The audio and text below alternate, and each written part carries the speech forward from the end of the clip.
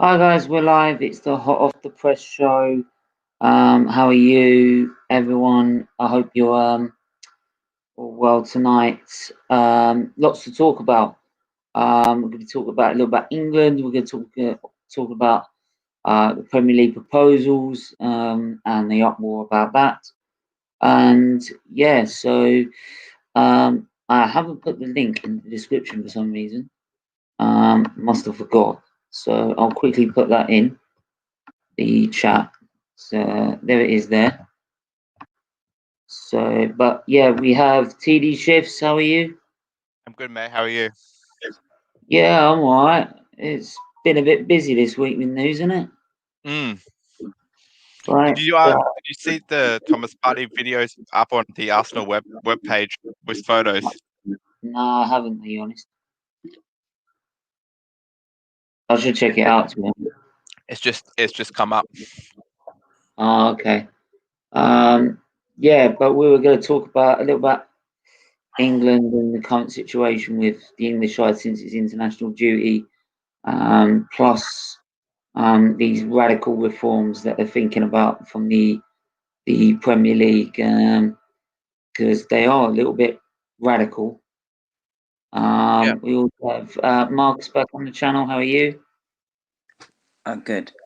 I'm happy to see. To call you Shifts or TJ? TD, sorry. Whatever's come. TD is easier. Happy to see you back anyway. Thanks, mate. Yeah. What I thought I'd start with is because I wrote this down. Is sort of go through an England exercise sort of thing. So try and find the best sort of starting 11 we'll go through, and I'm just going to share the screen. The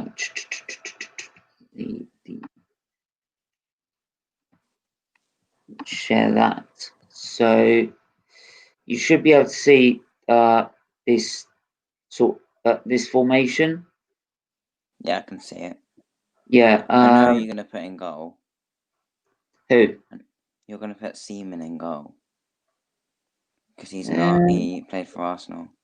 That's who you're going to put in goal. It's not just because of that. It's I'd not. put Gordon Banks in, but you would put Seaman in. I think it's very close between the two. But the only reason I put Seaman in is because not just because he played for Arsenal, is the fact I didn't get to see Gordon Banks on a regular basis. So I can't really make too much of a judgment about Gordon Banks. That's fine. I just thought he's a World Cup winner, so. Yeah, I mean, you could quite easily say like we could pick up the whole '66 squad, but there are certain players from other times that have been just as good, just not in the best team. Yeah, I mean there are going to be a few 66 players, in my opinion, anyway. So, what formation would you want to go with here? I was going to go 4-2-3-1, to be honest. Yeah, because you can get Gerrard and Lampard in like centre defensive mid or something. Yeah, I think that works. I would pick one or the other, because whenever we've played Lampard and Gerrard together, it never worked. I'd go Gerrard, but that's my personal opinion. Yeah, I think that's a good formation. Yeah. This is on the BBC, so anyone can do it, right? Yeah, anyone can look it up and do this, by the way. So feel free to. It's not my personal one. So obviously, this is what they've got in terms of goalkeepers. I mean, Peter Shilton, you could put up there as well. You could. But yeah, purely on caps, I would put Seaman now because he's got 2 more caps and Gordon Banks. So I think that's like, obviously you said it was that, so I'd go David Seaman. Yeah, TD, what would you think? I think he's put a thumbs up. So yeah. Yeah. Yeah, I think Seaman There's no disrespect to obviously Peter Banks. He was an absolute fucking great goalkeeper, but Seaman was just absolutely immense. Yeah. So so that's goalkeeper. Let's do the right back position. Obviously, they've got a range of defenders here. My initial when I first did this, I did Gary Neville. But I wasn't too sure about some of these defenders where exactly they played along the back line. Because obviously Tony Adams he's not a right back, is he? So, but yeah, Gary Neville was sort of the one right back I remember. Gary Neville, Sol Campbell, and Rio Ferdinand and then have well, we'll move on to the other side, but that would be the first three that springs to mind. Yeah. What about? Would you agree with that, Marcus? Gary Neville?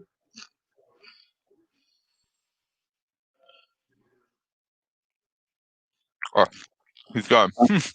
Oh, he's gone. Right. So yeah, we'll go in that case, and we'll go with Neville. The two centre backs. I've put one of them, I believe, was Bobby Moore. I would have Sol Campbell. I would have Sol Campbell and Rio, because Rio was just absolute machine. Yeah, so was Sol Campbell. But Bobby, I've seen Bobby Moore play, and like that tackle against like Pele, for example, right? And even Pele himself, he was one. Like it was very rare Pele swapping shirts, and he swapped shirts with Bobby Moore for a particular reason. So that, for me, I go Bobby Moore in my defence. Or you could even have Tony Adams in there if you really want to stick someone in there. Yeah, I mean, my original lineup was Bobby Moore and Tony Adams. Oh, by the way, Marcus said let me in. He's messaged you on StreamYard. Oh God, and there's also I'm way behind. I do apologise, guys. I really do. So yeah, we got Realist. How are you? I'm good, bro. How are you, man? Yeah, I'm not bad. We got Wayne off the FIFA. Oh no, it's 2-0 to Switzerland. Was it Switzerland? Yeah, Germany are losing. Wait, ads. By the way, I've already played a Man United on FIFA. It's immense. I'd definitely not say Jack Charlton. There's Walker as well. Hang on. Wayne, bro. I definitely wouldn't say Jack Charlton because he gave away the free kick to Germany when they equalised 2-2. But we did have to go in the World Cup final in '66. We won in the extra time, but he gave away the free kick, which made them equalise, which made us go to extra time. Yeah, but then David Seaman made that stupid error with Ronaldinho. Right. So, yeah. I mean, for me, I'd go Bobby Moore. I can't have a centre back pairing without Bobby Moore in it. Oh, definitely, Bobby Moore. Yeah. I mean, for God's sake, he got his own like drama. So, well, then if you're using Bobby Moore, then we have to stick Tony Adams next to him.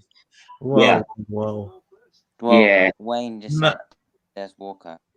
There's Walker, fam. Oh God. There's Walker. Right. You gotta have anyone in the chats, if they've got any suggestions, please let us know. Why Tony Adams? He's a Premier League winner, multiple Premier League winner, and he was an absolute machine. So was John Terry. All right. Okay, no. Okay, oh, bro, guys. just right. No, right, lads. Right. Hang on, Realist, if you say Maguire, I'm gonna fire you out. Why the fuck would I do that? Why would I do that?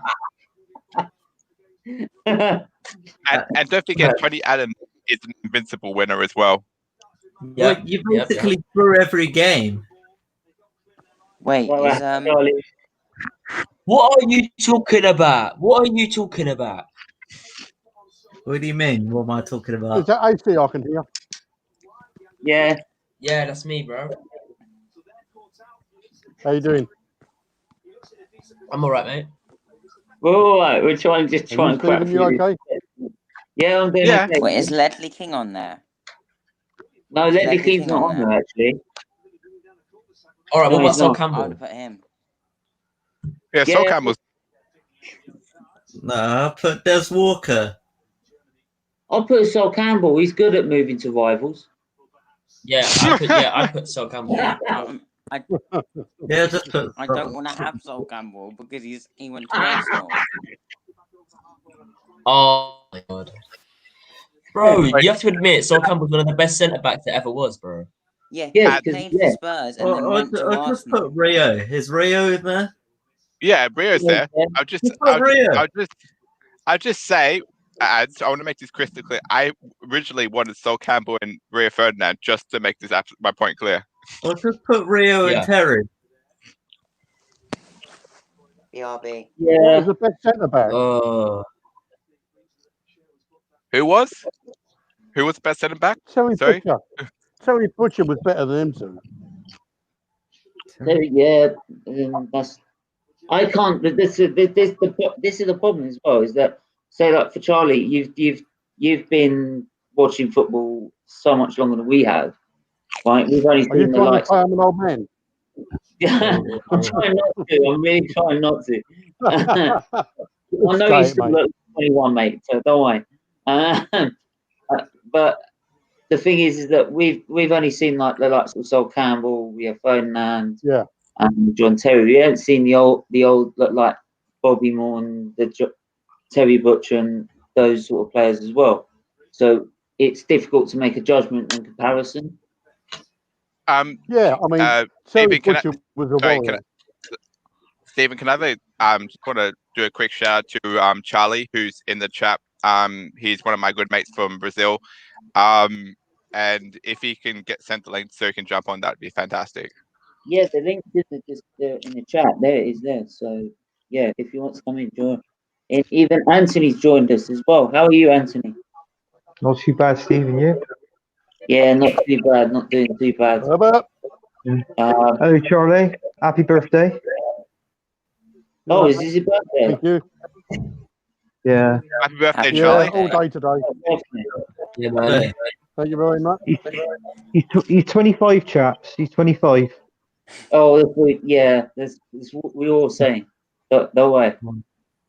I've had a very hard life. Right. I So, was going to say a hard paper round.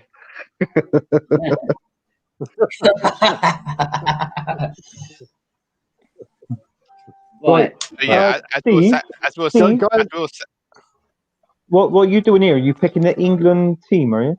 Yeah, we're picking. Trying to find our best 11. Right. I think one of your to help in your defence, I think you've got to pick Terry Butcher as centre back. Stuart Pearce, Psycho, is left back. Yeah. Yeah, what I just said. Yeah. Was it left back, right, Anthony? Yeah, Stuart Pearce was the left back. Yeah, Stuart Pearce is the left back. Yeah, I thought you just said Terry Butcher. I even wouldn't mind having Ashley Cole at left back because Ashley Cole was an absolute machine. Yeah, I think I tell you what, nobody wore the England shirt with pride than Stuart Pearce. Yeah, I've got to admit that, to be honest. As well. And Terry Butcher as well. He never ever let he never let Sir Bobby Robson down when he played for Ipswich. Yeah. This Marcus, is you want to say something? yeah, I was gonna say Billy Wright. Do you remember was actually the first ever England player game? to get to 100 caps? Sorry, Anthony, where he cut his head open. Yeah. Yeah, I remember that, yeah. Yeah. Billy Wright. So should we go Stuart Pearce left back? Yeah, Stuart Pearce and put Terry Butcher in there. I would. Yeah. But I was just gonna make the argument that Stuart Pearce I know he was phenomenal, right? I'm not just taking any credit away from Stuart Pearce, but I'm just saying, I'm just putting it out there as a sort of shadow move, shall we say, that Sol Campbell, Tony Adams, and Ashley were both invincible winners as well, and probably one of the best Arsenal sides ever to grace the well. Trouble is, though, I think at least after those players you're going to put in there, I think you've got to put down as it's like up front. I mean, for me, if it was me up front, I would pick Alan Shearer and Gary Lineker. You know, because you're going 4-4-2, aren't you? You're going 4-4-2. We were trying to do a 4-2-3-1 because right. Okay. some midfielders that really deserve to squeeze in here more than. I know. To be honest with you, I don't ever think England played that formation. I don't think they have. No. I don't know if I will put Ashley Cole as or even Sol Campbell as they were. I think over the last 30 years. Oh. Yeah. Yes. 100%. Right. So last defender, if we're all saying Terry Butcher, are we? I would say Terry Butcher. Yeah. I don't know anything about these older players. Right. So the two holding midfield players. I have Glenn Hoddle. Yes, can we please have Glenn Hoddle? As a Spurs Thomas fan, Partey. I like Glenn Hoddle. Why? Why would you? He was a good manager too. Glenn Helder. You know what? Yeah. You can't go past that one. Yeah. Do you know? I think Steven Gerrard deserves a special mention. Steven Gerrard deserves a special mention for what he did for Liverpool. Falling over. But this ain't about Liverpool. This is about England. Do you remember when Gerrard fell I'm just saying. You can't look past Gascoigne. Yeah, if it was me, the two I would pick. I don't know if Charlie agrees with me, but on the two there in the midfield, I would pick Paul Gascoigne, Gaza, and I would definitely have Glenn Hoddle. Wait, the thing is that Anthony, you're putting Gaza in a deeper role, right? And Gaza was more of an attacking. No, yeah, attacking midfield. I'll have him in that attacking midfield. Yeah, so he'd Gaza, be just a striker. Yeah, I think we can all agree to that. We'll have Gaza in there. Like, even as an Arsenal fan, I'm not going to argue with that. Come on, you Spurs. Right. All I'm going to say is, I agree with Anthony. I feel like Gascoigne is like unarguable. I think you have to put him in there either way. Right. He was one of our best players in the 1990 World Cup. Oh yeah. I mean, people who forget about that, I just don't know how they can forget about that. It's tonight. So in terms of holding midfield players, I think Gerrard is better. Because there's always been better than Lampard. He's always better than for me, he's better than Lampard. More caps, less goals. And Gerrard, as you said, as you said, literally wore the England shirt with pride, and you absolutely was one of the reason why England got to a semi-final, and it was immense. All right, who would you say is better then, Lampard or Gerrard, lads? Gerrard. What? Why? Gerrard. I always thought for England or I always thought Steven Gerrard for me was better at international level, and Lampard was better at club level. Yeah, I agree. But you couldn't play both at the same time, so it didn't work. Gerrard and Lampard together, it didn't work for me. I think the only problem I had is the only thing I had with Lampard is that yes, he was not saying he wasn't good before. Say Essien came along in the Chelsea side, but you had a lot of the time that in the midfield where Essien was doing a lot of the work, and then Lampard would be on the edge of the box there to fire the shots in and fire the goals in. I'd say Gerrard. There's always someone alongside him Who's doing got a telly on? Not me. Wait. I'd say Gerrard. Somebody Well, got a Nick. telly on or something. Yeah, Yeah, it does, who's got the TV on? Can you turn it down? Because I don't want to get copyright. You ain't getting ads for this. That's better. Is that better? Yeah. Oh, that wasn't me. Mine's on. It was me. It was me. Yeah. So we got Steven Gerrard. How can you look past Beckham? Oh, Was it that's you, a- Anthony? You? Oh, I don't know. Who's that? Oh. In the middle there? Right, when it comes to How can you look past once it comes to the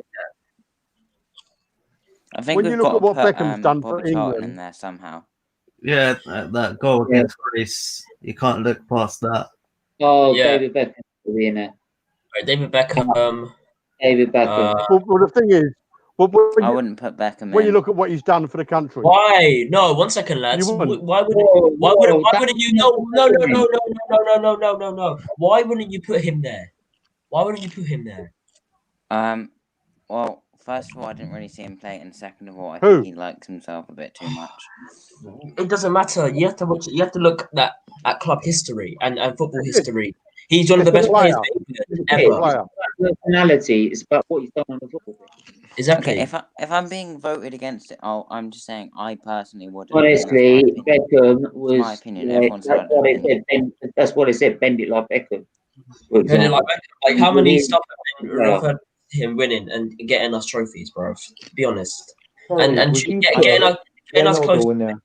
getting us close to trophies as well. Listen, I'm gonna And keep if my opinion. correct me if I'm wrong. I think David Beckham was part of the best Alex Ferguson side as well, if I'm not mistaken. He was. Well, yeah, it was in the late 90s, wasn't it? In his prime, they were a better player. Yeah, I agree. Right, so who's going next to Gerrard? Don't slow down a bit. No. Why would you scroll? Why would you scroll down? Are you saying there's no good? You're saying. All right, cool. I'd say scroll down. Charlton. Put Bobby Charlton. Yeah, I'd say Bobby Charlton. I'd say Bobby Charlton. Well, yeah, I Bobby. said that like before. I'd say King Bobby. Yeah. I agree with My that. dad met Bobby Charlton, and No, I'd have my Charlton dad asked in the. Bobby Charlton if he was Bobby Charlton. Charlie, what did you say? What, Charlton there, yeah? Yeah, Go on, it's the only way I've been able to speak. So you put Bobby Charlton in. It's the only way I've been able I'll put See, the Glenn thing Hoddle. is, I'll put you're picking your best 11. Yeah, Glenn Hoddle. You're not picking on players playing together. Oh yeah. No, he's picking the best 11. Yeah, the best 11 that plays the football pitch. Yeah. So, personally, I'd put Charlton there. Yeah, same. Charlie, I agree, bro. right, on the left hand side, now this is a little bit of an issue. This is where things get interesting. This is where things get interesting. Paul Scholes? It's Martin Peters, I put down. No, we're not putting Scholes on the left. We're not putting Scholes on the left. No, you can't put Scholes on the left. He's just put Scholes on the left. Good positioning at United. It was. I would give Glenn Hoddle next to Gaza. Glenn Hoddle? He was centre mid. He also played for Spurs. So. See, what you got to remember is the players you're picking are from a different era and play different football. Yeah.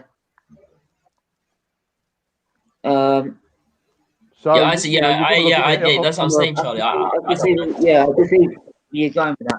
I mean, what I originally put, because I was struggling with the left hand side, I put Martin Peters there after having a look more in detail. No. But part of me did feel that was. What, on the left of the three, you mean? On the left of that three. Yeah, I think I wouldn't put Peters. Wouldn't put who? I wouldn't put Martin Peters on the left of the three. No. If it was me, I'll pick Glenn Hoddle. Yeah. Yeah. Yeah, fair enough. But the real debate is who you're going to play up front. Yeah. It's going to be between This one is of three players. You're either going to put really Shearer, Lineker, or is his head. Jimmy Greaves. This is where Wayne this Rooney. is where the argument starts. Top goal scorer. No, Jeff no, Hart no, for no, the no. Hang on. Oh no, no, no. You know what's coming. You know what's First coming. got the beautiful Wayne Rooney would be hat-trick too busy against down the Germany in pensioners. the final. Only player Are ever you to doing Wayne Rooney? No, I didn't pick Wayne Ruined Rooney. his I whole didn't rate him. I picked Gary Lineker. I didn't rate the last 3 seasons at Man United. I picked Gary Right, no, Lineker. 1 second. Can I just say something? No.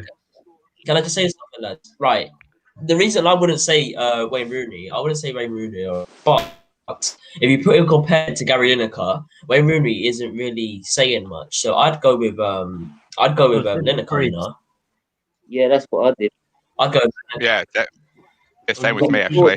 Yo, yeah, go right, yo, Marcus, your striker's there, bro.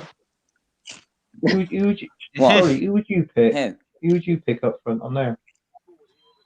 Well, to be honest, go on, Charlie. Wait, ads Marcus, Harry Kane's there. Harry Kane's there. Yeah, Marcus, Harry Kane's there. Oh. No, not Harry Kane. I prefer Jimmy Greaves. Jimmy Greaves from a Spurs fan point. Stephen, scroll down a bit. Jimmy Greaves is your top goal scorer at Tottenham, bro. I'm pretty sure he is. Yeah, he's a great player. Whoa. Whoa, Raheem's there. If he was going on today, why can't we put Raheem Sterling on the left? Exactly. Because he scored 12 goals in 50 games. Yeah, but he's a left winger. But he's shit. And he doesn't. No, 1 second. I come back Raheem here, and he didn't. And he actually hasn't started as a starting 11 as much as he's actually coming as a sub.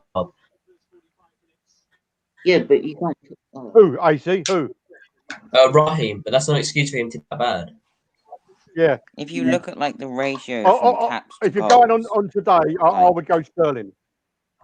Yeah, same. Yeah. So but then again, you can't really discount Alan Shearer either, because Alan Shearer he was good in the Prem.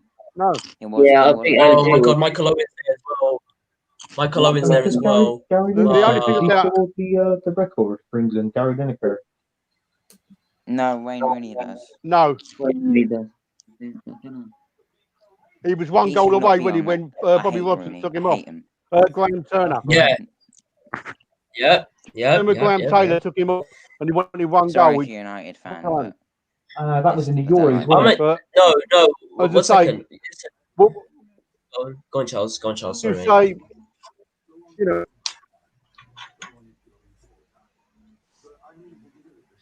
No, all I'm saying is the players you've got there, like Shearer, Rooney, Owen. There was a different era, same as Lineker. Yeah. You know, they played well the era they was in. Well, yeah, they were, out of it all on there, I would pick Raheem Sterling.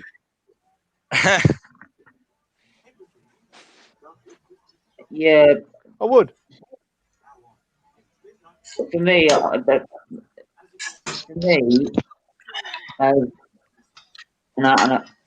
an out-and-out striker, I'll go what I originally said with, which was Liverpool. Because listen, what I'm gonna say is, there's no way in hell I would ever put Kane or Rooney as a striker, right? And all I'm gonna say is, or Sterling for that matter either, because Sterling wasn't the striker. So and if this is going to be the best 11, we have to have a Don up front. So that's why I would even go with Gary Lineker with Alan Shearer, because Alan Shearer was the amount of times that he dragged Newcastle from brink of oblivion. Yeah, he was. Look at Lineker. Look at his international caps. Yeah, and also you wouldn't pick Rooney. You wouldn't pick Rooney if you got Gaza in that squad as well. Yeah, you wouldn't. No, you wouldn't. No. Yeah, I agree. Well, But Michael's there though. Michael's there. That's why it's hard. 10 anyway, I really rate Michael Owen. Yeah, He turned he went from attacker to midfielder halfway through his Man United career. If it was me, I'll put Gary Lineker in there because he was always your poacher in the box when he's inside the 6-yard box. Well, he was dangerous. That's my opinion. Yeah. Yeah, I'll go Lineker. Wait, what are you doing? That was the thing with Shearer. Shearer would hit the ball from anywhere, wouldn't he? Yeah, he hit the ball from anywhere, but Gary Lineker was in your. He never missed. Once he what do we win for this anyway? A bag of crisps? If we complete this, I will give everyone a bag of chips by later this afternoon. Fair enough, man. Fair enough. Right. Screw it. There you go. Is anybody keeping or watching the under-21s? No. I was thinking of doing that, Charlie. Huh? I was thinking of doing that. It's funny you say that, Yeah, well, if they win, they're through to the final, isn't they? Yeah, I'm trying to keep it through. And also, what's the score? I'm trying to look on the Sky Sports News, but I can't find it. But it's on BT. If anybody's got BT, it's on BT One. That's a decent team. I mean, it's not what I'd have picked, but it's a decent team. Yeah. Right. Let me just have a look. England under 21. Good.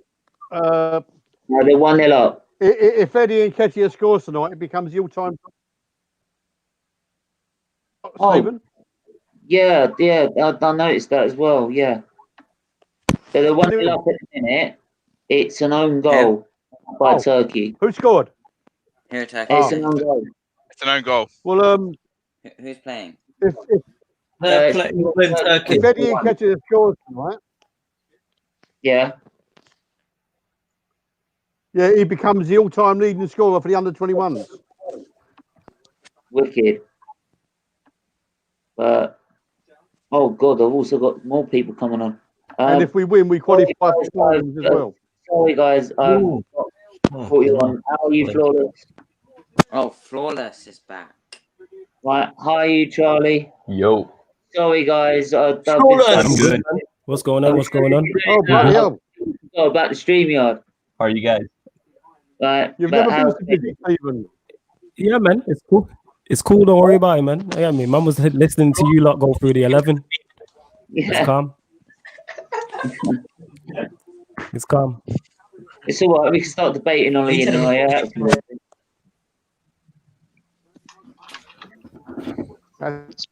But yeah, we'll move on into the radical reforms of the Premier League, and just get all your views on the sort of main points they've come out with in terms of what they want to change.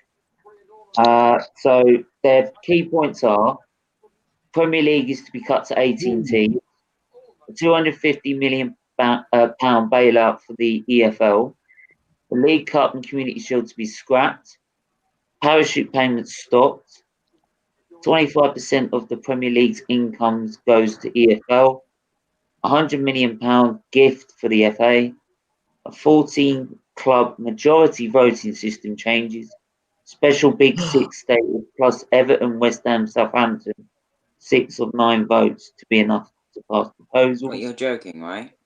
Yeah, this is all their reform plans. This is a joke. Yeah, let me just He's not joking. Let me just finish. Promotion playoffs involving 16th Premier League side and 3rd, 4th and 5th in the Championship. Premier League and Championship clubs shown in match highlights on their own digital platforms. Plus, align fair play rules with UEFA and season start later with extended pre-season friendlies. Right. It's crazy. At the is at the full lowdown, yeah. That's the main key points they've come out with these reform plans. Obviously, there's a load of teams that are for it, and a load of teams that are against it. So, as fans, what do we think about the current plans? I think that. Go on in, Marcus. I think that. I think that Spurs will benefit because I know previously they have found difficulty playing over that long, playing all 20 teams, because obviously this will be 4 less games that you have to play because there's 18 teams now. So I think it will help Spurs in that way because we're going to struggle with going the distance like we always do. Maybe preseason, a longer preseason will also help, get players fit and stuff. I mean, I don't like it, but I think Spurs will benefit from that. Do you sort of agree that it needs changing, reforming? Right? Does anyone agree of the changes, or does it need reform? No. No. All I say is United would still top 6 happened. That's all I'm gonna say. Yeah, Charlie. First time on the channel. What's your thoughts to it all? Charlie Millen. Thanks for having me. It's amazing. Sorry. To be here. I started getting dizzy when you mentioned the 18 clubs because that makes no sense. England's the country with the most professional clubs, isn't it? Like Brazil doesn't have as many professional divisions as you guys do. So why would you lower the amount of teams? And I disagree with Marcus because I feel like the change would be the same for every team. Like everyone would benefit from having 4 less games. Offside. I don't get it. I really don't get it. I didn't know. Did you say that they were going to reduce the 20 teams to 18 teams in the league? Is that what you said? In the Premier League, yes. Yeah. Right. Well, if they do that, it doesn't make sense because that means you'd have to take 2 teams out the Premier League, then you'd have to take 2 teams out the Championship because it's got even balance itself all the way through the divisions. Yeah. You'd have to relegate 5 teams, and not to mention the 2 teams that get taken out, they're going to be in a big fuss because they say, "Oh, we should be here." Yeah. And how are you going to determine the 2 teams? Like, are you going to go for the bottom 2 or something? Can I just say one thing? Can I just say one thing? It's a penalty to Turkey. All I want to say is for them to even come up with a program like that is a disgrace. It's a complete disgrace, in my opinion. You're gonna jeopardize another team position in the league. Once all this COVID and done with, what are they gonna do? It's just no. It's gonna take requirements. It's gonna consist of tracks. It's if they want to plan ahead for summer transfers, what are they gonna do? It's just shambles. It's a shambles. It's a shambolic decision to make. If they're going to do that, they're going to have to reduce the number of teams that's going to go into the Champions League. The number of teams that's going to go into the Europa League. You're going to have to reduce it. All that is, and the poor clubs getting poorer. Yeah. I'm saying disgrace. It's a disgrace. You're putting obviously. So all that is yeah. Go on, Charles. Go on. Okay. As I say, it's a matter of the rich clubs getting richer and the poor clubs becoming poorer. Yeah. Yeah. Can I just say one thing? Eventually, they're trying to get a European league. Yeah. All right. Can I just say one thing? Can I just get Flawless? What's your opinion on all this? Yeah, go Flawless. I think minus the EFL, I like that idea in terms of them dropping payments to the EFL to help the smaller clubs. We've seen clubs like Macclesfield, Bury, other smaller clubs go out of business. So I like that part of it. But minus that, I don't know if these people are just bored or what. What is their reasoning behind? I think these people just make up stuff. Like, what's their reasoning behind dropping the league to 18 teams? Like, what? How does that help? Interesting. How does? Hang on. It's not more interesting. It's not more interesting. How does taking out 2 teams? That's what they think. No. Marcus, What's their thinking? Invent it. They're trying Guys, to what's their thinking or something? Guys, what's their I don't thinking agree behind with that? it. Though? I don't My know. What's They're their crazy. They're crazy. No. Let me just say is that my feeling towards it when I've come up with these proposals, it looked like to me that they were using this sort of we need to do this to be able to bail out the EFL, right? We need to do this to be able to give the money to the lower clubs and to make sure business, right? And to do this, we need to do all these reforms. Can I just say one thing? It's like they've used this as an excuse. They've used the bailout as an excuse to make the changes they want. How does dropping it to 2 teams help the money situation? Like, that's what I'm saying. They don't even have reasonings behind their decision. It makes no sense whatsoever. Right? It's because I was just going to say, I guarantee it's because it's us fingers in charge of the FA, isn't it? He must have had an input. He must have said that's faster more of a chance to win the Premier League 2 teams down. It makes no sense whatsoever. Go on. You said that. Go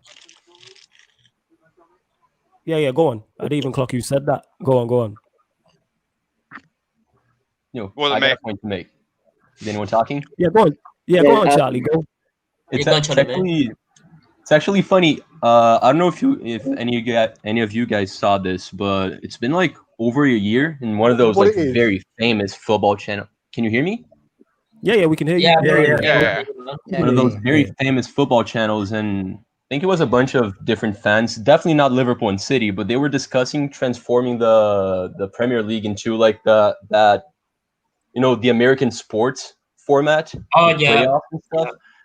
But I don't get it. Like everyone knows, like some sore foreigners don't get it, but most people acknowledge that the Premier League's the best league in the world, like the most exciting ones. Like, why would you want to make changes? Like helping the smaller clubs, sure, but this, like, I don't get it. If someone tries to explain it to me, but right now, like, what I was actually discussing with Charlie the other day how it's basically this equivalent of the Brazilian prime minister saying that we need to weld all the doors because coronavirus is on an outbreak. That's literally like the same thing. Like the like the AFL saying, oh, we need to cut 2 teams because like for whatever the reason behind it, and then give a load of money to others. Oh, honestly, to me, it feels like can I just say it's something? all about economics. Yeah. You go on, Ed. Go on, Ed. But economics how? How does it help financially to decrease? I know Marcus can still hear us, but I know he's in the broadcast. The broadcast studio. I just don't know what he meant by it would be more competitive if four teams. I don't get that. I don't get that. Well, I don't get it makes no sense. It makes no sense. Like they're coming out and saying we need to make all these reforms to make the sport better. Well, if you look at the league, look at the first 4 games of this league of this season, for example, right? Yeah. You've got Man City losing to Leicester, right? Then Leicester losing to West Ham, right? It's never been more competitive for the top 4, the top 6, right? Even the top 8. Right. Even the top 10. Even the top 10, you can see the top 10 in there. You've got the likes of Ziyech. You've got the likes of maybe even potentially Sancho coming, right, as well. So all these players are on biggest sort of players in football wanting to come to the Premier League to play their football. Why do you now want to screw that up and change it? And potentially Mbappe going to Liverpool next summer. I think they might be. Stop bringing that up because it's gonna happen if you keep bringing that up. Stop. Yeah, facts. Stop. Facts. Charlie, you're spot on. Like nobody wants to see that. You're spot on there. Stop putting that out in the universe and that. Kill that dead. Saying Mbappe and Sancho, like no. Yo, kill that dead. If they get Mbappe, it's a wrap. Kill that dead. You hear me? Stop putting that out in the universe because if they get Mbappe, we all finished. Like we all finished. Like they're already ahead of everybody anyway. The last thing we need is for them to get a player of the quality of Mbappe. They'll never shut up and they'll never stop winning things. Game over. Game over. Yeah, then man will just keep bragging. The Liverpool fans just keep bragging. Exactly. But now, in terms of these changes, like I said, minus them giving money to lower league clubs, none of this makes sense. Scrapping the League Cup. Why all of a sudden are you going to scrap the League Cup? Just leave the League Cup where it is. Like, it gives teams a chance to play younger players. So if you care about youth players and younger players, play them like what I've also heard from the Premier League is that if they're not going to scrap the League Cup, they're going to just leave it for Championship and lower. You know, like the paint trophy. I don't get it. You have, like, you just said it there, Stephen. You have, go on, yeah, that's we've got that let me trophy there. explain something to you. You're going, Charlie. Go on. As he froze. I don't know. Charlie? What they're trying to do is get it down to 18 teams, and then eventually they'll get down to 16 teams because the less teams in the Premier League can sell it more to more countries and get more money out. It's like anything.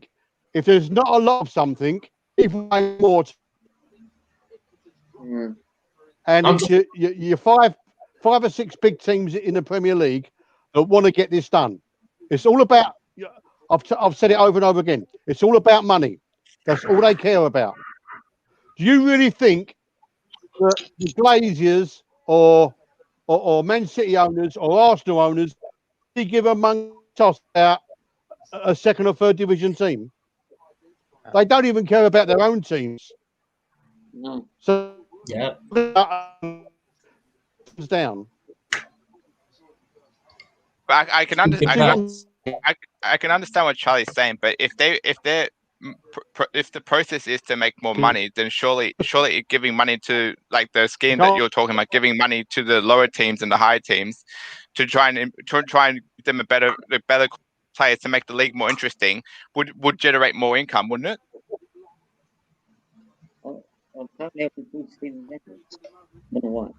It would generate more income, but they won't give a monkeys about it. You take the likes of the Arsenal owners now, right? Kroenke, he hasn't spent a penny in 10 years on Arsenal. Disgrace. He's not going to give a monkey's toss about Paul Macclesfield or or whoever. Wait, what's the chances he's heard it on the news? You know what, mate? The chances are very high, and all I'm gonna say is, Gazidez and Kroenke, they're big snakes. They're big snakes. You know, as I said before, Gazidez is a bald fraud, and Stan Kroenke is literally on his ranch having a cigar out the back and watching his zebras run across the paddock. He give a shit. Look, Gazidez is only true. There's no 41 cents. Oh, he's a banker. He's a banker, though. He does all he wants is peas. He doesn't care about the club. He doesn't care about the fans. All he cares about is them traveling, so he gets more money. It's just the truth, man. And the reason I guarantee you the reason why the refereeing is so poor because Ivan Gazidez had and he said he wanted to hire all his board fraud mates. Because if you look about Anthony Taylor's a board fraud, it's just like you go through all the board referees and you don't trust them. Can we talk about that? Can we actually talk about that? Can we touch base with that? What do you guys think about the referees in our league? I want to get all your opinions on this. Why do you? Let me just say this, yeah. Why do you think there's no English referees at the World Cup? Because they can't be trusted. They can't make a decision to save their life. Well said.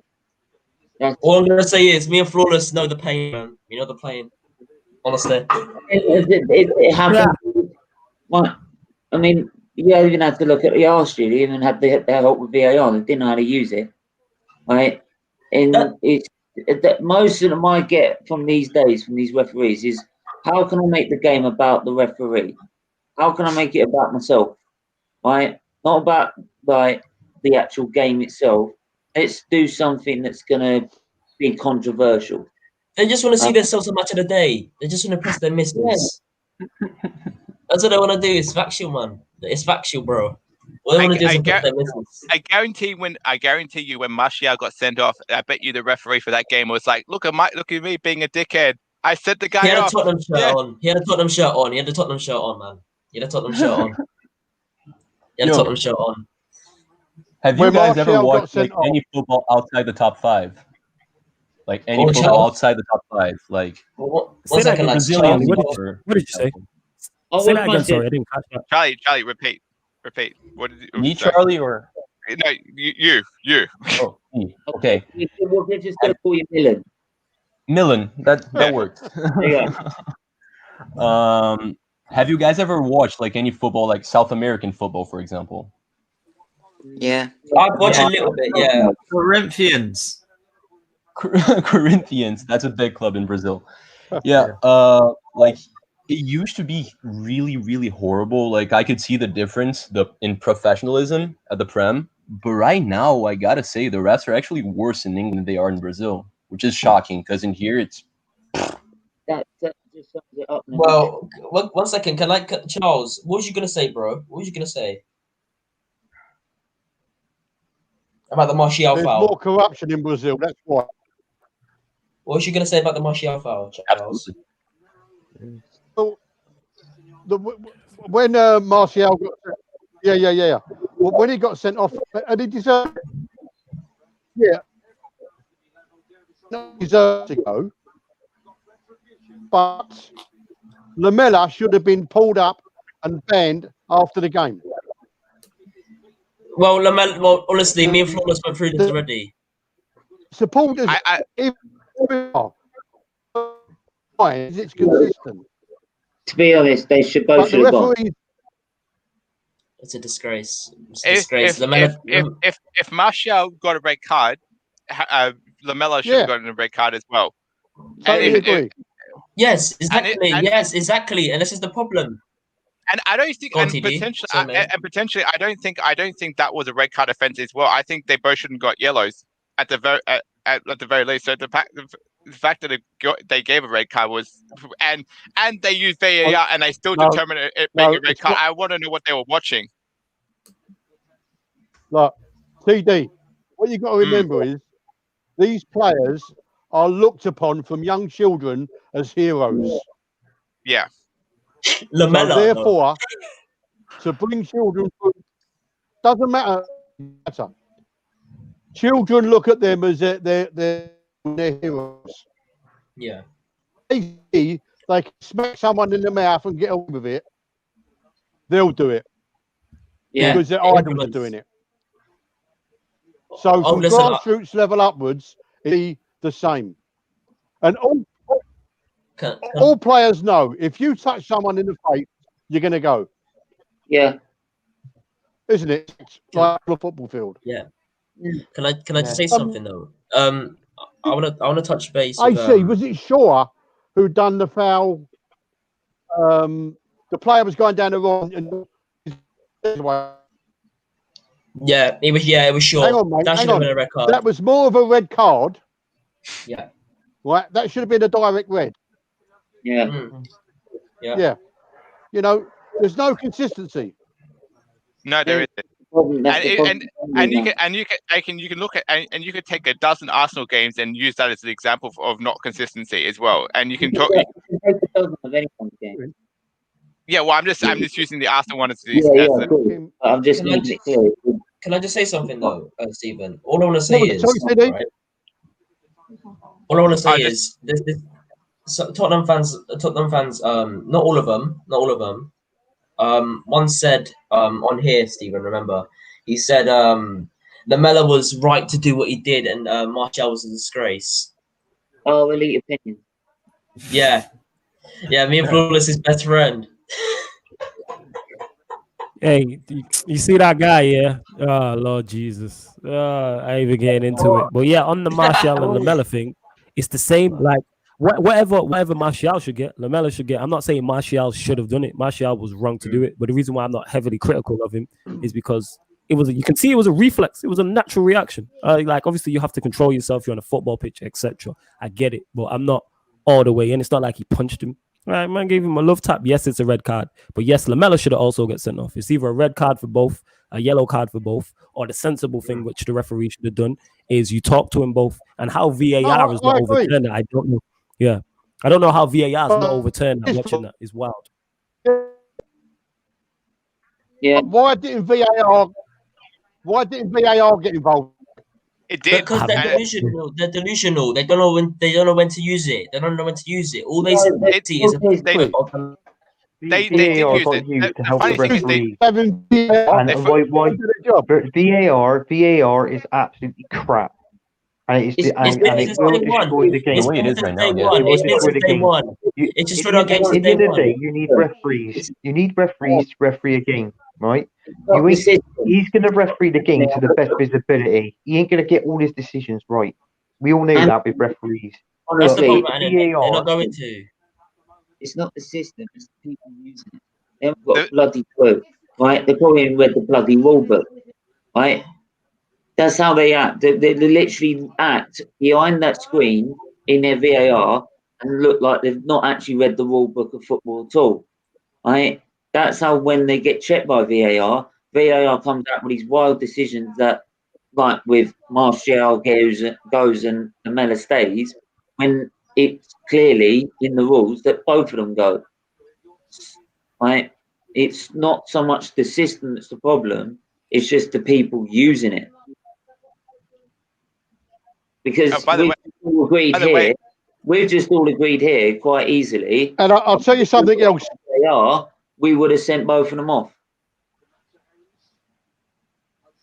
So something else that annoys me about VAR, is that when there is a VAR decision to be done, they don't stop the clock, and they should do. That could be because something.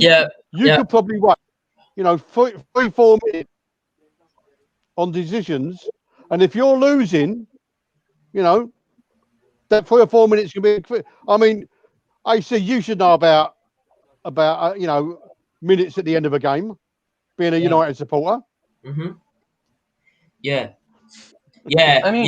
Honestly, all I'm gonna say is, listen. I can relate back to something that happened recently. The Mopai incident was embarrassing for us, to be honest. Even though we won the game, it's embarrassing because all I'm gonna say is they didn't stop running down the clock after they checked VAR. Right? They kept going. It was overlapped. That's like the longest game I've seen in these recently. That's the longest game I've seen recently. All right. And the thing is, we as Man United fans should feel embarrassed that that's our club, and we have to be. The other team has to be cautioned for us to win the game at a late stage. It should realistically, we should be beating Brighton. They should be scared of us. They had so many chances in that game, and they should have won it. And that's my opinion. What was that player's name from Brighton? You said Mopai. He's a cheat. He's a cheat. Because he cheated Arsenal in the game. The last game, I think Brighton won 2-1. He's a cheat. He's a cheat, and he deserves to be relegated. As Ty would say. Yeah, that's right. Be relegated. Yo, AC. Yo, bro. The longest football game took 3 hours and 23 minutes and happened in 1946. I know. I'm just saying. I got you. I'm just saying recently because it's a disgrace. It's an embarrassment for our club. Flawless, would you agree, bro? Hey, Charlie, I bet you that's the year. I bet you that's the year Miss Ferguson was born. Yo, AC, Ads, what did you say? Say that again. I said, do you think our game against Brighton was embarrassing? Which one? The League Cup or the FL or the Premier League one? Prem. I won't say it wasn't embarrassing because I'm used to seeing these Manchester United performances are not a surprise to me anymore. You get what I'm saying? Like we've been putting in bad performances for a long, long time. Minus that little period of lockdown where we slapped teams where we put our run together. Minus that, we've been playing poor. So why is it a shock? It's not a shock to me when we go to Brighton and Brighton hit the woodwork 5 times. Brighton look more dangerous than us, and we just rely on individual brilliance to get us out to win us matches. Yeah, go on. Brighton's not a bad side though.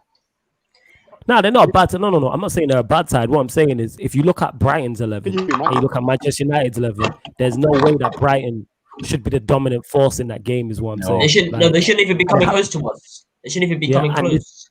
And the thing is, this happens. I hope all these days forever. Yeah, see, there you go. You know what I mean? That tells you what. See, that I don't even know who you support. You get me? What I'm saying, but like that tells me all I need to know. Like how bad he is. But when I say, "Oh, he's not good enough," I'm critical. You get me? I mean, I'm plastic. I'm this. I'm that. When I say that, but if Bruno comes out and criticizes tactics, just say that again. Just touching on that is that from what I've heard is that Man United are starting to look at other options in terms of managers. And sort of they're apparently looking at Nagelsmann. Yeah, let me just finish. I think, look, they were just they've been looking at Nagelsmann, for example, and also just trying to sort of give the hint to Ollie. If you're not going to pick up your result, you could end up getting a sack. Yeah, he should have got the sack already, but you know, is what it is. But he will get sacked this season. He will get sacked this season. Like the difference between me and Flawless is we agree on everything else. He's Ollie out, right? He's Ollie out, and he has every right to be Ollie out. But in my opinion, Ollie's time there at the club, it's taking its toll. You know, he's already proven himself. He can play shit. He can play shit tactics, and he can make the team not work right. But he has had good performances, and he's put us in, I guess you could say, kind of a mixed manner right now. If Posh was to come in, I feel like we'd be solid. But I don't feel like Posh would be the main man to take control for Man United. I feel like he'd be the man before. And I said that on Close Channel. Yeah, I'd take him. I'd take any high level manager we've been linked with, any of the main guys. I would take a Poch. I'd take Nagelsmann. I'd take any of them. Charles, what's up, man? Charles, as he froze. Do you think that you say Solskjaer playing bad times? Yeah, can you hear me? Yeah, very no? Yeah. You're breaking up a little bit though. Can you hear me? It might just be mine. Yeah, go on. Go on. Yeah, he's breaking up for me as well. Okay, it's not just me then. All right. Yeah, he's breaking up a bit. Yeah. Sorry. You said about Solskjaer playing bad tactics and whatever. There's no guarantee, no matter any manager of any team, they're not always going to play the tactics the fans want. They play tactics to the opposition. And if the opposition outdo them, you know, I know what you're saying. I know you'd love to go through a whole season without getting beaten. But you know, it's no manager is going to be fantastic every single game. Yeah. That's very true. That's true. No, go on, Ads. Go on. That's what I was gonna say. That's what I was gonna say, Charles. I completely agree. In my opinion, I love Ollie. I think he's a down-to-earth guy. And I feel like the players can warm to him. But realistically, this might sound a bit stupid, but realistically, the players should be kind of worried after they lose a game. And I don't think they're worried because I know Ollie just treats the players with like max respect. He doesn't want to have a go at them. That's not good. That's not good as a manager. And all I'm going to say is, it's not just his tactics. I don't think the tactics are wrong. I think the players just don't warm to his tactics as much as they want to him as a person. There's two things. That one, you can also look at an example of Arteta when he came in. Right now, Arsenal, you've been known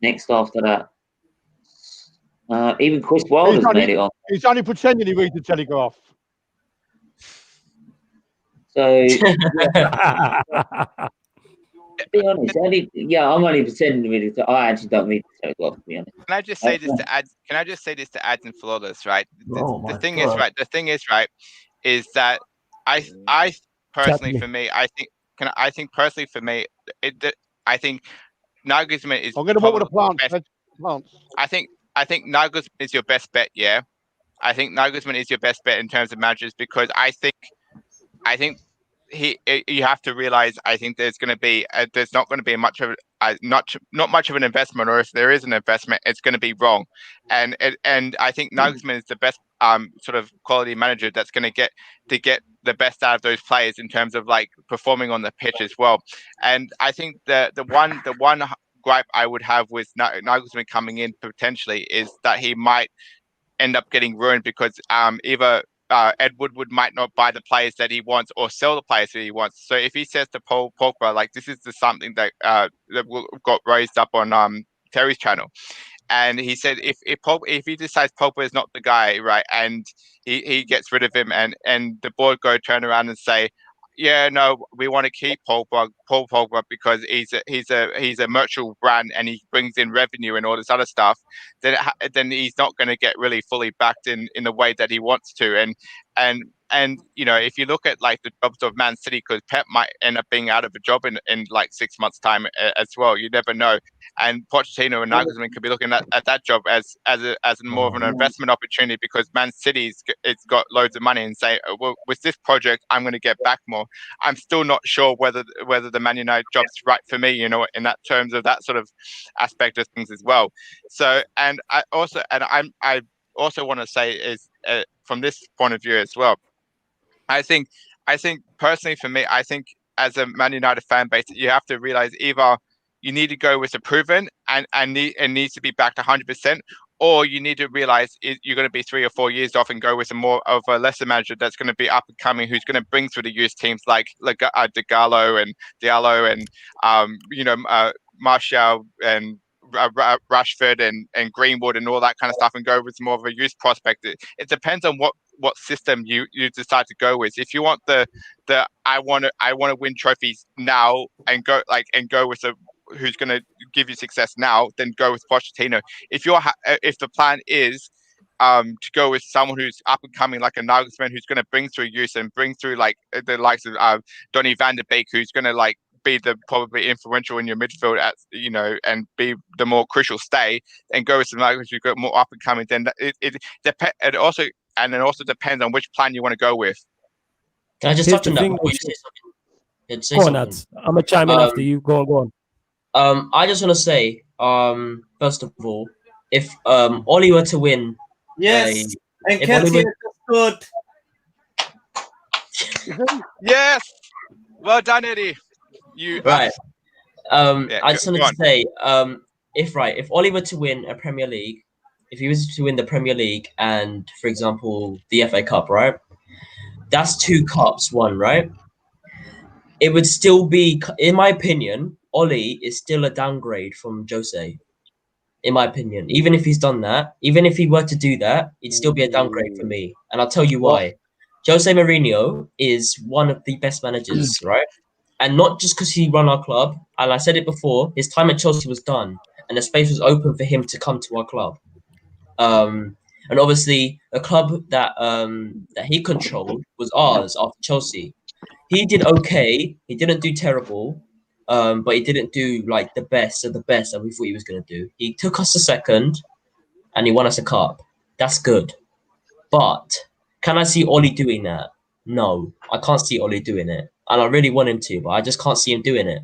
And the reason I can't see him doing it is because he's a massive, massive downgrade from Jose. If Oli was to win two Premier League titles in a row or in the space of 3 years, I would say, he's doing bits, but he's still a massive downgrade from Jose.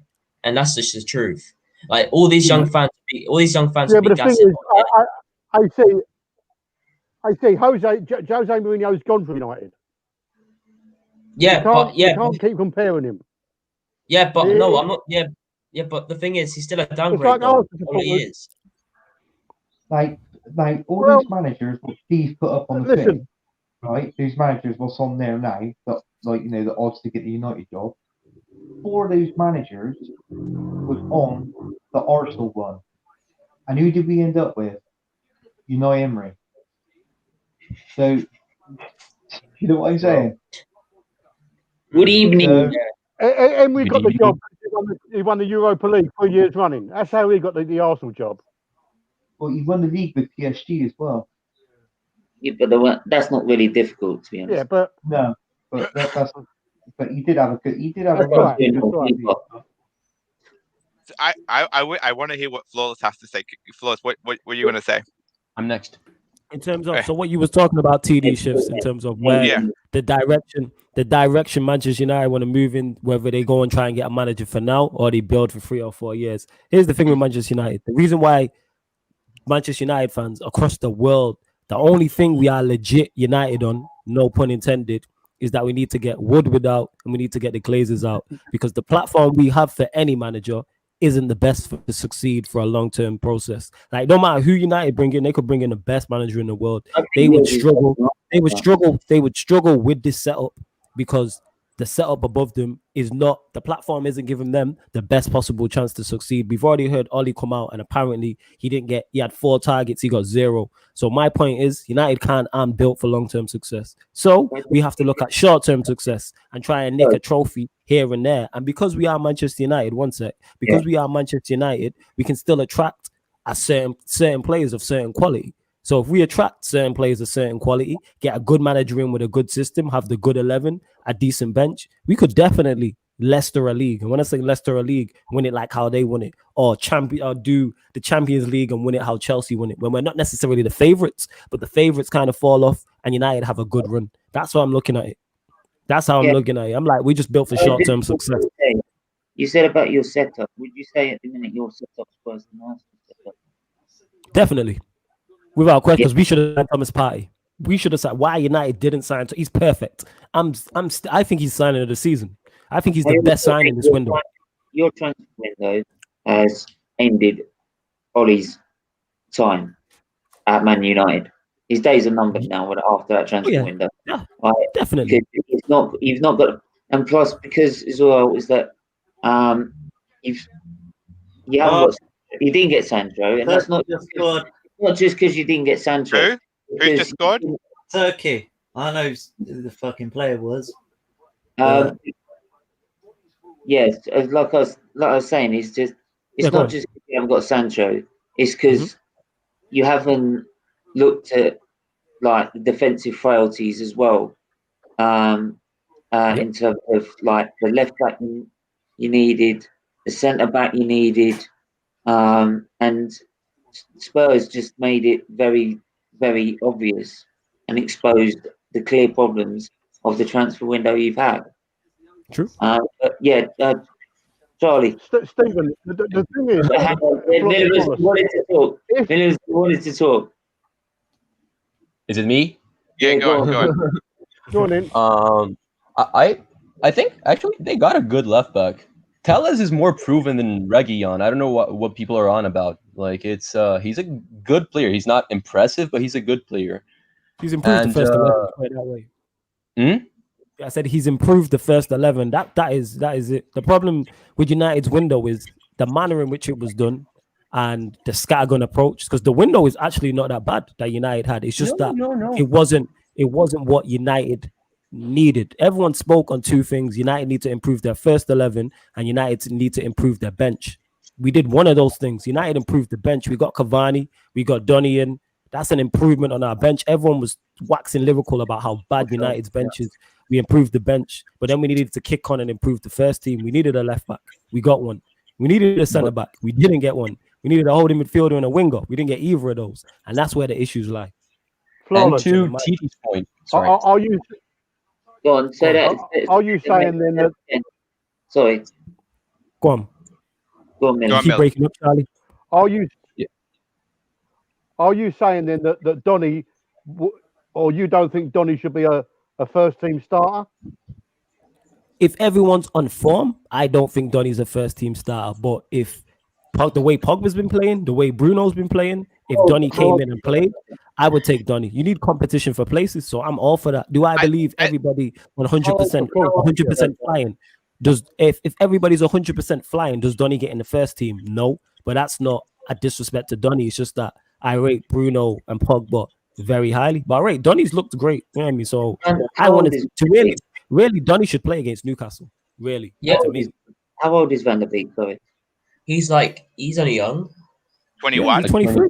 21. 21. Yeah. Yeah, but like I'm saying, he's a very good sort of at that age, more of a backup option, I would say.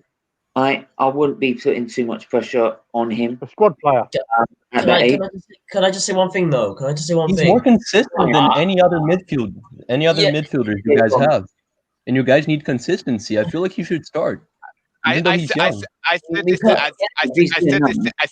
this to Az last stream. Yeah, I said this to Az. Your best three midfielders are Fred, Donny van der Beek, and Bruno Fernandes. I said that very clearly. Yeah. That's wild. Cut it out. That is wild. Never in a million years is that Manchester United's best. Pogba is our best midfielder. Pogba is Manchester United's best midfielder. If Pogba leaves, that's the truth then for us. If Pogba leaves, that's the truth. And Pogba is flirting with other teams. And do you really want someone like that playing for Manchester United when he's not so committed to Manchester United? He's our best player. He's our best player by far. Here's the thing. You make a great point there, but TD shifts. He did this last season. It's like it is what it is. He was wrong. I said it. I tweeted it out. I said it was stupid of him to say that. It was, but that's just Manchester United at the minute. We're just a mess from top to bottom. Even when we're not playing, we're having issues off the pitch. Yeah, even Scholes coming out today criticizing Martial. I mean, at least you've got and we misuse Pogba as well. We play him too deep, but that's a whole other conversation. We play him way too deep. He's not a holding midfielder. And the thing is, on the football field. And the thing is, Flores, I think Pogba, it comes on better as an impact sub than a first team starter. That's personally my opinion. Because if you look at his performances, he looks better coming off the bench than starting. Personally, yeah. You know why? You know why he looks better coming off the bench? Because when he comes off the bench, we're chasing a game and he's playing higher up the pitch. You play an attacking midfielder as an attacking midfielder. We played him one time as an attacking midfielder. All he got the job from it. This guy averaged a goal and assist every game for like 8 games, 9 games, or whatever it was. That run we went on where we won 12 games in a row and broke all type of records. That's because Pogba was playing higher up the pitch. He wasn't playing as a 10. He was playing as a central midfielder. And this guy averaged a goal and assist every season. Under Mourinho, when he was playing out of position, this guy topped everything. He was the top goal scorer. He was the top assister. He won the ball back more than anybody else. He won more tackles than anybody else. He had more passes into the final third than anybody else. Do I have to keep going? That's how good this guy was. He was playing out of position and still topped the list for everyone. The trouble with Pogba was he did everything you just said there. He done right. He is a very, very good player for you, but he's a prima donna.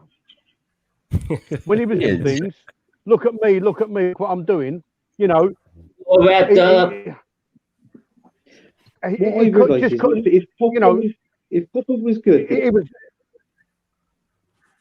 Go on, sorry. I was going to say if Pogba was that good, why did Alex Ferguson get rid of him first of all?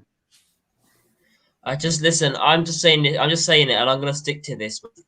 I think Pogba's a really, really, really, really good player, but I just think the only way for him to move forward is to go to another club, and that's all I'm going to say. Because I can't see. Do you know what I see? Can I touch on Pogba? You could have 11 fantastic players, world beaters in your team, or any team, but if you haven't got the right manager and they're not playing the right way, it doesn't matter. No, that's not with any club. Yeah, go on, Molly. Go on, Molly. Molly's been waiting for a while. Yeah. Man, I think Pogba on his day. I mean, maybe now he's second, but I think he's the He's one of the best midfielders in the world. Like, he's behind KDB, but like on his day, he's unplayable. The thing is, I was trying to vent. No, Kevin De I was Bruyne. trying to- Nah. Kevin, I'm saying second. I'm saying second. No, I'm saying after De Kante. Bruyne. No, Kante's better than Pogba. Kante's better than Pogba. Yeah. Yeah, but he's a DM. I'm talking like more like attacking players. Yeah, that's what I'm saying. Sorry to cut you off again, Chilling. We can't compare. See, that's how you have this gender. You can't compare Kante to Pogba. One's a holding midfielder, one's an attacking midfielder. Exactly, We wouldn't compare Kante to De Bruyne. You can't compare the two. Compare holding midfielders to holding midfielders and attacking midfielders to attacking midfielders. What I'm saying is, Flawless, don't you feel, sorry, Flawless, don't you feel like the main problem with Manchester United has been consistency lately? And Van de Beek is more consistent than any other midfielder you guys have. Like, he's been killing it at the Eredivisie, sure, but he's got solid numbers throughout for like 3 years already. He is dedicated. He is dedicated. But listen, the only reason why it doesn't look like other players, like I don't know, like obviously Greenwood hasn't. Greenwood obviously didn't start like a while back, right? And it looked like he wasn't putting the effort in when he was playing. And that's because he wasn't playing. That's because he wasn't getting the game time. It didn't look like he was putting in the efforts. All I'm gonna say is Matic was putting in the efforts as a holding midfielder, right? As our CDM. All I'm gonna say is, as of now, there needs to be a switch up between Bruno and Donny as a cam. I would personally switch up. I'd personally switch up Donny and Fred sometimes. And I'm not just saying that because I think together, all them four midfielders can bring something special to the center of our play. And honestly, we've seen Bruno do individual brilliance. We've seen Pogba have individual brilliance. We've had Fred with individual brilliance, and now it's Donny's turn. And once he presents that, all four of them combined, that'll be a powerful four, man. I'm telling you, it'll be a powerful four. Right, just before we carry on, I'm still running this page to my birthday, that is, at least until we get to 1,000. We're at £701 so far. Anyone in the chat, please, could you donate any money, spare money you have? Every little helps to help Children's Liberties Foundation, which is all what this charity is all about and why we do these streams on this channel.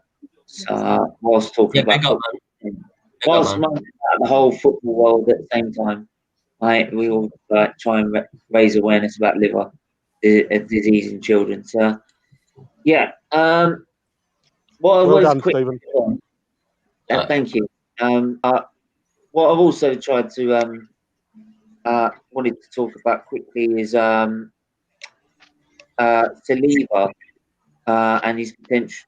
I think it's a potential move to Brentford on loan. Yeah. And for me, if he's not going to be used in the first team, then I'm all for it. I think he's been left out of the Europa League squad. No, he has. He's in it. He's in it. He's in it. So right. I was saying correct. There's two players that left out: Özil and Kolasinac, I believe. They deserve to be though. They're disgrace. Özil and Socrates. My correction, yeah. Özil and Socrates. Yeah. Plus, I wanted to go on about the rumour about Özil being offered, or Arsenal being offered, £5 million for Özil. But yeah, start with Saliba. I think he'll retire after his contract's out. I think Özil will retire. He does not listen, mate. I'm just gonna say it. Özil is a disgrace. He's a disgrace. And listen, all the money he's gaining right now. All the money he's gaining right now. All the money he's gaining. Oh, come on, bro, man. You know me, bro. Listen, Özil gaining all those P's. I said it again and again. I said it on Claw's channel. I said it last stream, Stephen. It's a disgrace he's earning money and he's not doing shit. He's not doing fuck. He's doing nothing. And who do you think put him on that contract? Was Ivan Gazidis, the bold fraud who put him on that contract? That's the reason why he's on 350k a week. And I'm looking back on it. If I had to give it a choice between Alexis and Özil staying, I would have taken Alexis all day long. Well, Alexis would have chosen that too, apparently. Yeah. What was that, Steve? Yeah. Do you think that's why DT gets bored about balding? No, it could be. No, seriously, I don't. It's an absolute joke why he even got put on 350k a week to begin with. Like he shouldn't. There's nothing wrong with bald people. I love Steve Bold, right? and then Freddie Lundberg, he's also bald. Don't forget that as well. He's. Oh yeah, he lost his. But hang on, we got someone in the chat as well. No, he lost that. Careful. He lost that in the 3 weeks for Arsenal to get Arteta in. Right, that's where he lost all his hair. Right, all the stress of being a caretaker manager. Right? But I just want to say, yeah, I think it was a disgrace that Ozil ever got 350k a week. And the person that put him on that should be investigated for fraud and murder and should be shot. And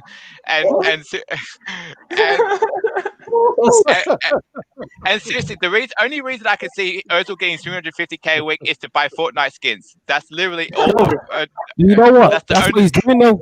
He is kitting out his Fortnite character. Yeah, he is kitting out his Fortnite character and that fresh kicks, fresh Jordans. This guy got everything in that, all the skins, all the maps. Man's got hella weapons. Yo, I love it, man. Also one of my heroes, man. Bleeding Arsenal dry. I love it. I love to see it. He's got £8 million. He's got £8 million in bonuses. He got paid yesterday. £8 million in bonuses. All right, if he's got that bonus, he's going to try to take on Bailey. He's also like probably the first footballer, right, to realise when PlayStation released their pre-orders for the PS5, so he can get the PS4, the PS5 version or play PS4. Yeah. He's buying he's buying all the games, extra controller. This guy buying everything and that. I rep bleed Arsenal dry. I love to see it. It's the whole 9 yards. You know what? I would almost be tempted to see him play if Ozil ends up retiring, we go into gaming competition to see him play like against like the top gamers because that's all he seems to ever do. You know, I would love. Listen, all I'm gonna say is, you know, Kolasinac has actually started a gaming team. Believe it or not. Well, all I'm gonna say is Ozil saving up for dancing lessons because Bailey's gonna dance on him, bro. That's all I'm gonna say. No, it's a joke, man. It's a joke. You can't. Well, Kolasinac just started the game. Maybe Ozil can be the manager. Wow, this is a lot about the state right now. The club. You cannot blame Ozil. No, don't matter. You cannot blame Ozil. Ozil for the contract, right? And like, if you're being treated in what he's saying by Arsenal. And then you'd have every right to sit there and just go, well, if they're treating me like that, fuck you lot. I'll sit on my £350 a week. I'm not anything, right? And you're going to have to pay it until I go. Well. We're talking about Ozil. Finishing his career, though. We're talking about Ozil, but what has Jesse Lingard done for our club until starting only a few games recently? He was sitting on. He was sitting on hard grounds, man. He was sitting on hard grounds. The thing is, right, listen, I saw people saying about how Jack Wilshere and Danny Welbeck could be on the move, right? I think out of them two, obviously Danny Welbeck is very, very, very, very injury prone.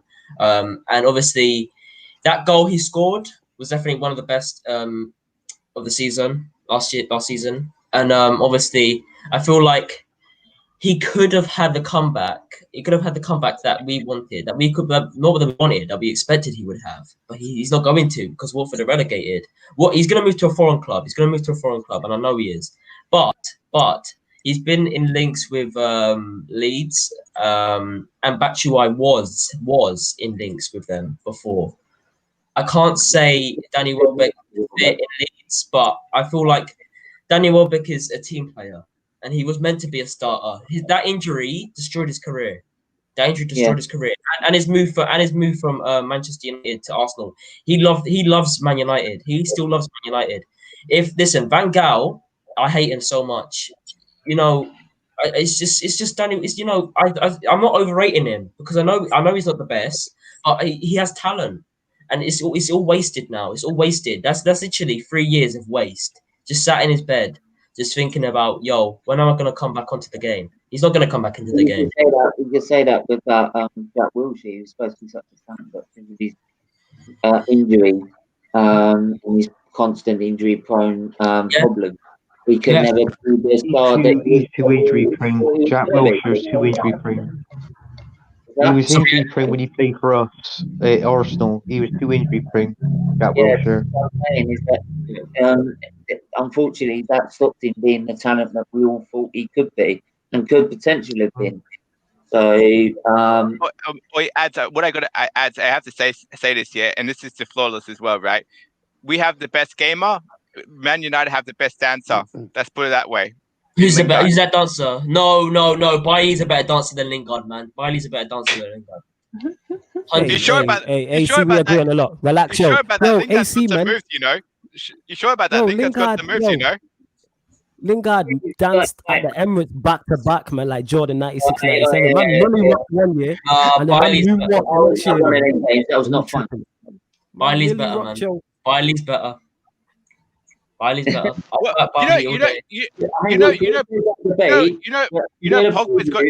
Pogba's got some moves too. Pogba's got some moves. I'm back in Eric, man. Right, I'm doing a preview on the 1st of October, right, which is actually my birthday. This will also be the day before the Man United game, so feel free to check that out and come along, and we can have this debate about who's the best dancer, right, out of both clubs, right?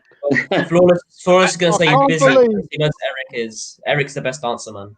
I guarantee you, Aubameyang is better than most all the three Man United dancers. You talk about dancers. Flawless, I guarantee you, Aubameyang's better than all three of your dancers. No. Right, you know what? I'll add all of you on Twitter, and I'll prove Eric is the best dancer. No. Ads. Do you know why? It's because he's got to dance around Maguire as he goes in and put the ball back. Do you know? I reckon even Mustafi is better than Mustafi is better than Bailly in dancing. Mustafi can dance. Yeah, he's got. He's not a good player, but he's a good dancer. Flawless, what about you? Can you dance, bro? Yeah, of course. Of course. Listen, I'm talking never about. Never question a black man's dancing ability. Never question a black man's dancing ability. Ever. Charlie's not having it, man. Charlie's like, what are we talking about here? Charlie's not having it. He's not happy. The only thing I know about watching up is that bleach doesn't help the coronavirus. No, I'm sure Anthony's got moves still. Yeah, I got some moves. Yeah, I'll back him any day, man. Yeah, all I got is getting that.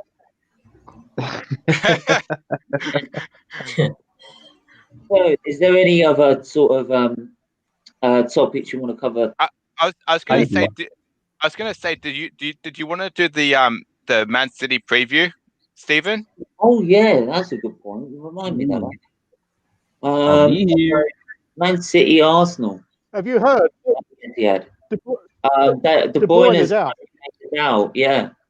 Yeah. From what I heard, he was a major doubt, but then again, when we last played him in the FA Cup semi-final, I don't remember De Bruyne being on the pitch. Well, I back Arsenal fans. You guys deserve to beat City.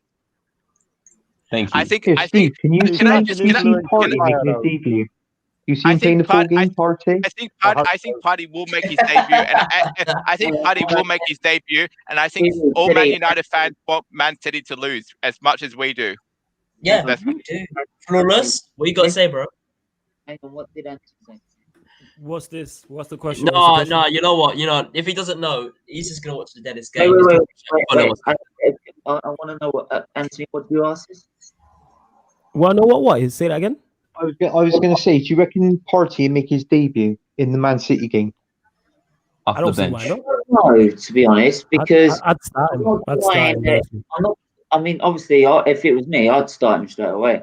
But for me, what I've noticed is that some of the players we've bought, and maybe Gabriel's an exception, in terms if you want to include unless you want to include the Community Shield, is that Arteta's never usually wanted to start any new signings straight away. Right, he's always put them on the bench and then brought them into the game. So part of me thinks he's gonna go with the traditional 3-4-3, and then bring Partey on at some point if he wants to make it more fancy. So what you're saying is he's going to play Xhaka. Xhaka and Ceballos are going to play if Partey's not playing. Lineup that he played in the semi-final. Yo, Wayne, are you on FIFA again, mate? Don't forget. No. Don't forget, we don't know when to start yet. Yeah. It what? Yeah. But for me, that's what I can see happening with our. Yeah. What do you want to say, Marley? What do you want to say, bro? I actually wanted to ask something to you guys, United fans. If the next, like, we know that Ollie's probably not going to last. If the next guy is not good, like if he flops, what do you guys see as the chances of Wayne Rooney assuming like getting the position? He's gonna fit transplants up all the players, man. Actually, you know what? That being said, with this board, you never know. So Rooney's got a shot. You never know with this board. So they are silly enough to do something like that. As influence, I've been actually thinking about this for quite some time yet. Do you know who the best DOF would be for your football club? Rio Ferdinand. I wouldn't mind seeing Rio Ferdinand. I wouldn't mind either. No, I know one that will really kick his butt. I know one.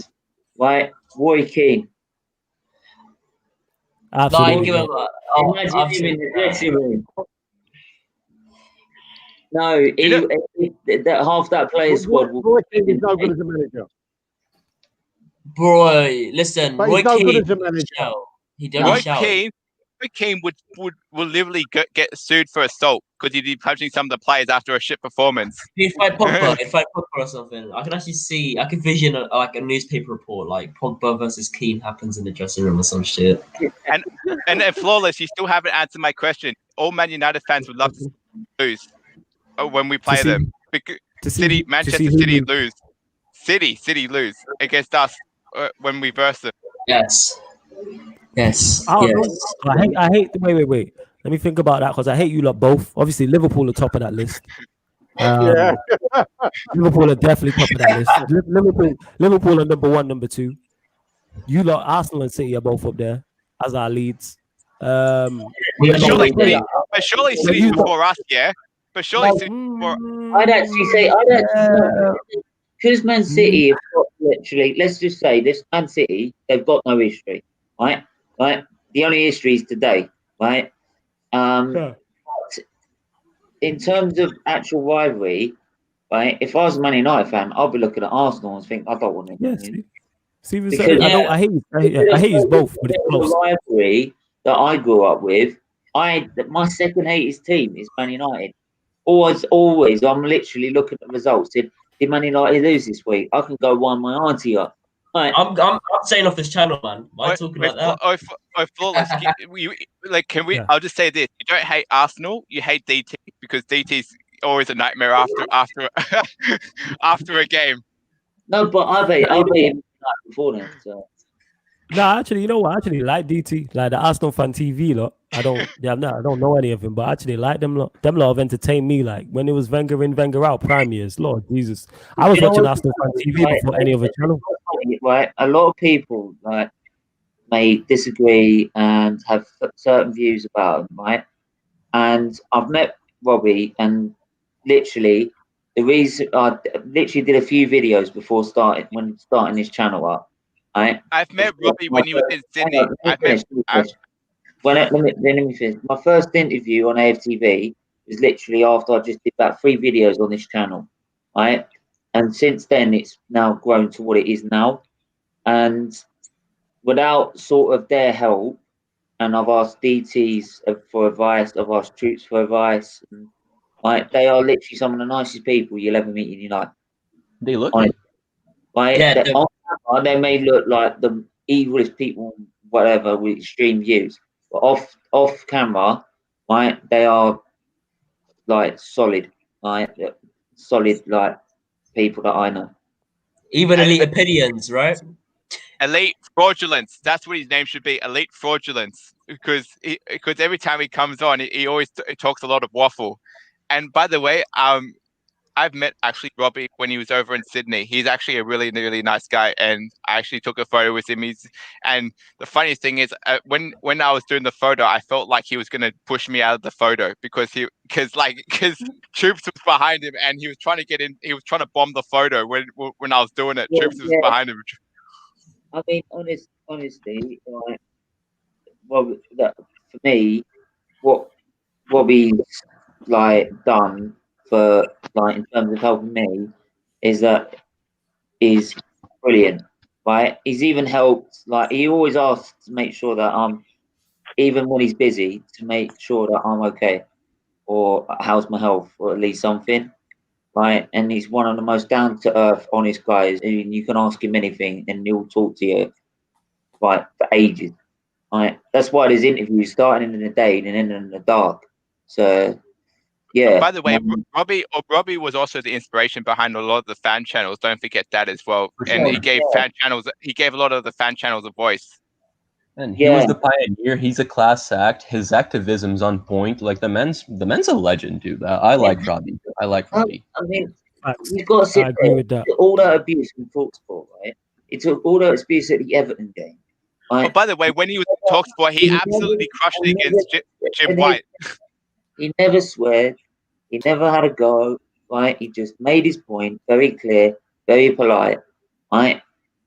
And to do that, me, halfway through that Talksport interview, I would have lost my rag. Right? I would have lost my rag. I would have been going on a rant by then. Right? But to keep your cool like that, right, is just unbelievable. So, all right, Stephen, can I just say one thing? You're cutting that out, right? We're not promoting crap. We're not promoting Talksport. They're delusional. They changed the topic too hard. They changed the topic too hard. And listen, people from we got sacked. They even tried to interrupt one of AFTV's interviews. You can actually go back and look at it.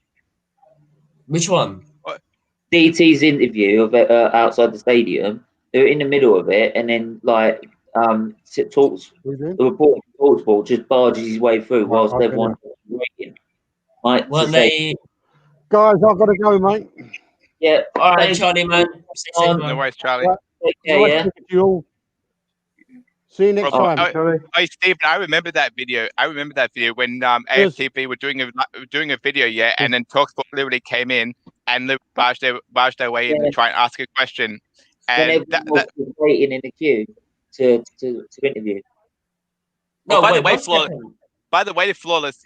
I remember a time when Flex was over in the media interview, and someone said, "Why? What are you doing here?" When he was trying to ask a question in the press conference. Yeah, I remember. Yeah, ridiculous. Because Flex is phenomenal at what he does. He's one of the very best. Yeah. What about the media? If the problem with the media at the minute is that, like, I mean, channels like mine. I mean, mine's nothing. Like, it's small. It's 300 people, right? It's about a minute. But you got the channels like Terrace, United Stand, like Blues TV, AFTV. Like, literally, even every club now is coming up with their own channel, right? Right, you got Anfield Agenda as well, and Tottenham TV. Tottenham TV, yeah. Apart from when they lose, they don't come on someone else's channel. Sorry, but yeah. And don't forget, you have Flex's. Not Flex. You have Expressions as well. Don't forget, you got Expressions and Rants. Right, but there's the thing is that the media are threatened by these channels because people would rather listen to other fans' opinions. Right? We'd rather sit here and debate about football and give our own opinion rather than some bullshit pundit who's probably had it half written in the script by the actual company itself. Right? And do you know why people use sport channels as a source of opinions? Because they actually get a choice of a chance to voice their opinion, and Talksport just overrules them. That's why a lot of people probably respect Roy Keane because he just says it how it is. he'll come out and say it as it is, right? If he says that these players, like he said to the Man United players, these players are down tools on Jose, they're down tools on Ollie now, right? And he just comes out and says it, right? No smokescreen. And that's why people have a lot more respect for, say, what Roy Keane says, even if it's extreme, rather than some pundit who tries to pundit it. And here's another pundit that's actually a really good pundit. Alex Scott. Alex Scott's a really good pundit. Alex Scott is actually a pundit. And what she said about Manchester United the other day was like nailed on the head. Can I just say one thing? I feel like obviously there's two clear leaders when it comes to the football channel game. Goldbridge and Robbie, 100%. Them two definitely needed. Quickly, I'm also just going to quickly move on. We've got Merseyside Derby, which is a game I want to see. I think that's going to be sort of a real test to see where Everton are. Can we do also the Man City one as well? Can we do the previews and the starting lineup? Right, yeah. So Man City, Arsenal, score predictions, starting with TD. I'm gonna go with a 2-1. Ads. Okay, we'll come back to you. Anthony. 2-2. 2-2. Flawless. Man City, Arsenal. Anthony took my score. Yeah, man. Anthony took my score 2-2 as well. Wayne. 3-1 City. Wayne, stop playing FIFA. Yeah. It's the scoreline on his FIFA.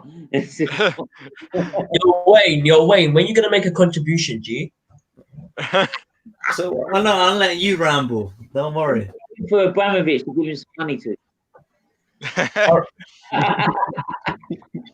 He's clicked an extra he's clicked an extra 200 mil for financial. So he's got loads of money. Right, ads your score line. Sorry? Score prediction for Man City Arsenal. Your score. Well, it's gonna stir the pot here. Now Marcus is here, isn't it? Well, so right, City versus Arsenal, yeah. Yeah. Right. Right. I know Partey isn't gonna start. And I think, in my opinion, he should. Right. Sorry. I thought for a minute when you're talking, I thought you fell off your chair. Like literally, I thought you fell off your chair. Did you just fall from it? You good, yeah? You all right? You need a minute. No, my camera just fell, bro. My camera fell. We care about you, man. It's all right, innit? This is living on YouTube forever. It's time. But yo, before you continue, look like Lamella, bro. Look, seriously, I'm honestly, with mental health and everything, like, if you need 5 minutes just to drown your sorrows about Man United, take it now. Take it all now. Right, yo, all right. Hold up. It's gonna take more than a minute. 1, 2. I'm shooting off anyway, so man will catch up with all of you. Yo, Shift, Stephen, thanks for giving me the platform. Appreciate you guys for having me. This will be back on Wednesday. Say that again. This will be back 8 p.m. on a Wednesday. Cool. I'll let you know. Flawless, before you go, Flawless, just give me your the Everton Liverpool game prediction as well. Before you go as well. Ooh. Where is it? Is it at Goodison or Anfield? Anfield. Goodison. It's at Everton. That's a good game. I'm going 2-1 Everton. Yeah. Right, all right. I just want to say one thing for Flawless leaves. Right, I'm going to the toilet, and I'm going to the toilet. All right, cool. He can't. Right. Right. Is it right? He's going for a Man United. Back to the. Sorry. Did you see he was going for a Man United? He was going for a Man too. No, I said it's going for a piss. Okay. So Mali, what's your score prediction? Yeah. Yeah, Marley, what's your score prediction? I'll be back. I mean, 2 guys said 2-2 already, so I'm gonna back TD and say 2-1 Arsenal. Marcus? Yeah, 2-1 Arsenal. Steven? 2-1 Arsenal. Will I be sensible, or do I be deluded like Ty? Aren't you deluded just by being an Arsenal fan anyway? You know what, Steve? I just thought about it. We beat Man City a few months ago. If we'd done it once, we could do it again. Easily, actually. Thank you very fucking much. Thank you. I'm not saying it. No, I'll go sensible. I'm gonna go 3-1 Arsenal. Right. I'm gonna say this. Right, Arsenal will win that game, and obviously, I predict the future. I predict the future. So Arsenal will win the game. Arsenal will win the game. Partey. No, 1 second. I'm gonna say this. Partey won't start, but whether or not he starts or not, he'll score a late goal, and Arsenal will win the game 2-0. In my opinion. No. This is clever, man. Breaking the rule of 6. All right, listen. You man can clip that. Yeah, I predict the future. I'm not gonna lie. Yeah, you can clip Why it. do you support Manchester United then if you predict the future? If you could predict What do you mean? the future, why don't you support Manchester United? Every Man United fan said that we're not going to do better under a manager that wasn't Fergie. And I'm one of them fans. To be honest, Marcus, if he could predict the future, he can have a legitimate claim to be a Man United fan, so one of the biggest clubs in the country. By the way, if he came out and said, I predict the future and I'm going to be a Spurs fan, he'd have no leg to stand on. And by the way, if you calling us Arsenal fans deluded, I think Tottenham fans are way more deluded because they think Kane's the best striker in the Premier League. They're on the same level as us. And he's the best striker in the Premier League. Oh my! Here we go. No. Let me say something for a second. Let me say something for a second. I'm so happy you brought this up today. All right, no, let me say something for a second. All right, me and Flawless. Like, listen, I wish Flawless was here right now because we would go in on you. What the? You think Martial's the best? I never said that. I'm just going to say this, right? And it's a different topic, I know, right? And it's another topic. But I'm just looking at the side of the Sky Sports News bar, and it's showing the Drivers' Championship. 70 points, Hamilton in front. Beautiful. All right, no, 1 second. Let me just best driver of all time. No, let me just touch base with this. Let me touch base with this. All right. You say no. Listen. You say right. Listen. You saying Kane is the best striker in the Premier League is scandalous. It's scandalous, and this is me being serious. Kane is the best striker in the Premier League. No. He's not. No. 1 second. That's a scandalous comment. I'll tell you why. Aubameyang has done way more than Kane. All right. Thank you. No. Right, listen. I used to hate Vardy, right? I used to think he wasn't good enough. He's proven he's just as good as Kane. So where does that sit? How was he proven he's just as good as Kane? He is just as good as Kane. He is good as Kane. He got the golden boot last season for Christ. Listen to me. I will see you next game. No. You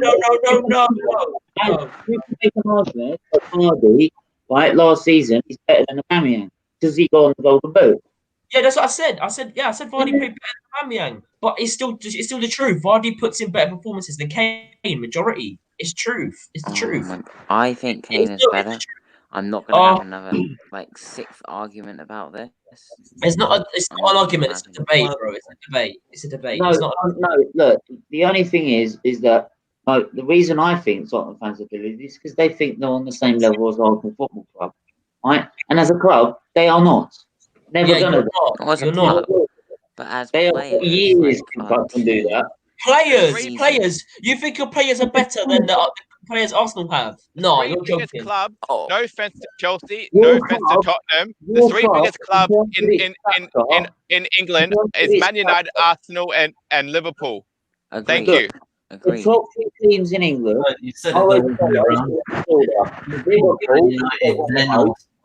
Man U, then Arsenal. Tottenham are below even Chelsea, right? Maybe even City. Right? That's true. Nowhere near it. If you look at our squad, it's Liverpool, then it's United, then look at our squad. It's Arsenal. No, it's not. Man United are the biggest club in the world. They're the biggest club in the world. They're the biggest club in the The club stays the same. The club is always there. We can't change that because we don't have a good history. Wait, 1 second, let Anthony talk. Anthony, what you got to say, bro? What was the scoreline everybody said with the Merseyside Derby, Everton versus Liverpool? So I didn't give a score prediction. Oh yeah. I haven't given mine yet, but I say 2-1 Everton. 2-1 Everton. Let's go back to that. Yeah, let's go back to that. 2-1 Everton. Right. I'll go 2-1 Everton. Yeah. TD. I think it's going to be 3-1 Liverpool. To be honest. Same. I was going to say the exact same. 3-1 Liverpool. Because you can't admit that Everton are going to be better than you this season. You can't admit that. They're going to be better than you this season. They've already had a better start than your club. No. I even think, like, even though we got Thomas Partey, Everton could be better than us. Yeah, but everyone's. We shouldn't say Arsenal. They won't, but they as could. well, and are not as good as Everton. Get that hashtag off here. Get the hashtag out of here. Get that hashtag out of here. Get that hashtag out of here. Hashtag Harry Kane. Who needs that in this room? But look, anyway, right. So Charlie.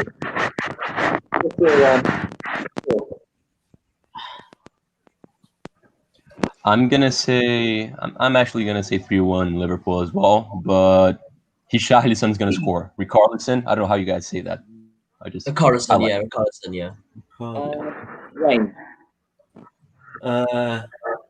Let's go 5-1 if Adrian's in goal. Oh god. Right. I'm saying 2-1. But I know Pickford will concede. I know he'll concede. I'd say 3-1. I'll go 3-1 Everton. Yeah. I think it's because of the fact they're at Goodison, to be honest. Can I make a prediction real quick? This is a season prediction, and I'm gonna make a video with me saying this as well. All right. I predict that Calvert-Lewin will score more goals than Kane this season. Yep. That's a fair shout. That's a fair shout. He could even score more goals than Aubameyang this season. He'll score more goals than Martial. Martial's not going to get any service this season. I'm telling you, he won't get no service. Do you know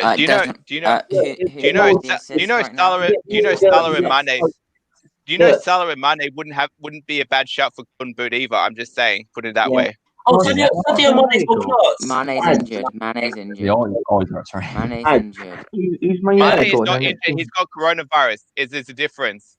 Sorry, Anthony. What was that? Who's Man United got in their next game? We have Newcastle in the Premier League. I know we have Newcastle in the Premier League next. And we're going Andy Cow is going to be watching those opportunities. I'm telling you right now. I don't know if we're going to win that or not. We're going to lose again. Score predictions for the Man United game. Score predictions for the Man United game. Go on. All right, cool. Right, it's starting with me obviously because I'm the proud owner of the United shirt. Right, I'm gonna say. Right, I know Sam Maximan will play well. If he starts, he'll play well because he's class. I think he's definitely one of the best wingers in the Prem. I'm gonna say, you know what? If we play Bailey and Maguire, I feel more confident. I don't feel confident with Lindelof at the back because he's literally slipping over the bunny rabbits there, mate. Just laying chocolate eggs. He's just slipping over it. Wait, can I ask you this? Is Twinsaby fit? Is Twinsaby fit to play? Right. The problem with Twinsaby is he's not going to get recognition because he's a teenager. He's not going to get recognition. He's a young player. Because if Twinsaby's fit, I would play Twinsaby and Bailly, to be completely honest with you. Yeah, I would as well, but we're not going to do that. That's the problem. Right. I would play 3 at the back. Ads. Yeah. Yo. Is Greenwood 30 all of a sudden? Well, you know what? Oli overrates certain players. The whole club overrates certain players. I think Greenwood has the potential to be one of the best United players, but he's not right now. He's not. You can't just class him over half a season, a quarter of a season. We can't What's the judge him score? on the season. Can I throw in a joke there? Right, let's get to the scores. Right. Like I said, if Bailey and Maguire start, I feel more confident. If Teller starts as well, I feel more confident. Wan-Bissaka's obviously going to play. Fred, Donny, and Pogba. Fred, Bruno, and Pogba possibly the strongest that we have right now. Because I know we're not going to start Donny. Which is sad. And I want him to start. But what I was thinking is, why can't we put Donny on the right to rest Greenwood? Why can't we put him on the far right to rest Greenwood? Because he played with Ajax. He played on the far right sometimes, and he's used to playing as a number 8. I come up with a prediction. Right, predictions. I was just saying, if we start with a certain lineup, we have a chance to win. I'm gonna say 3-1 United. 3-1 United. All right. That's a good I shout. have to explain the lineup that shows how bad it is. No, you're right. I would go about Newcastle or billion goals and Manchester United 0. They're 4-0 Newcastle. No. That's a bit of a drag. That's a drag. 4-0 Newcastle. No way are they scoring that amount. Did I'm sorry, Ads, if I've upset you. I'm gonna go with 2. I'm gonna 1 United. Say that again. 2-1 United. 2-1. Yeah, fair enough. That's probably more realistic. Yeah.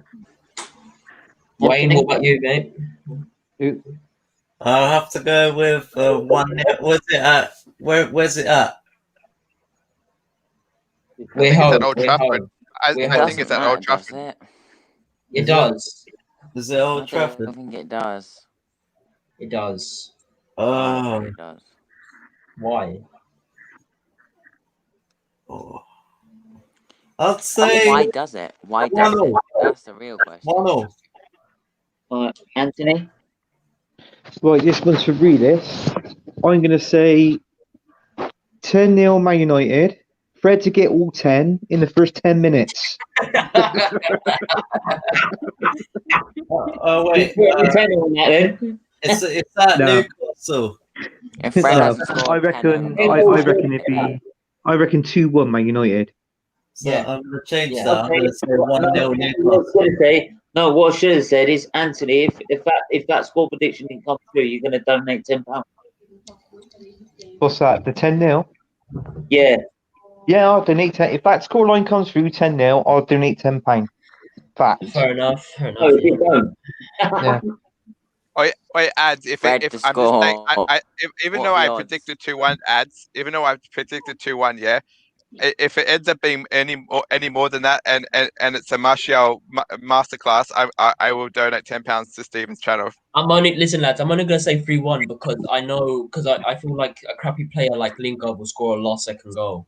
What is the Martial masterclass you keep going on about? Oh, Martial is near. No, Martial's better than.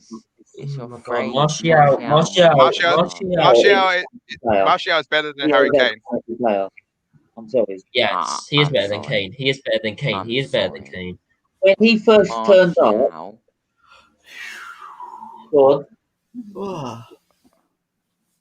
because when he turned up at Man United, right, I was dead jealous, right?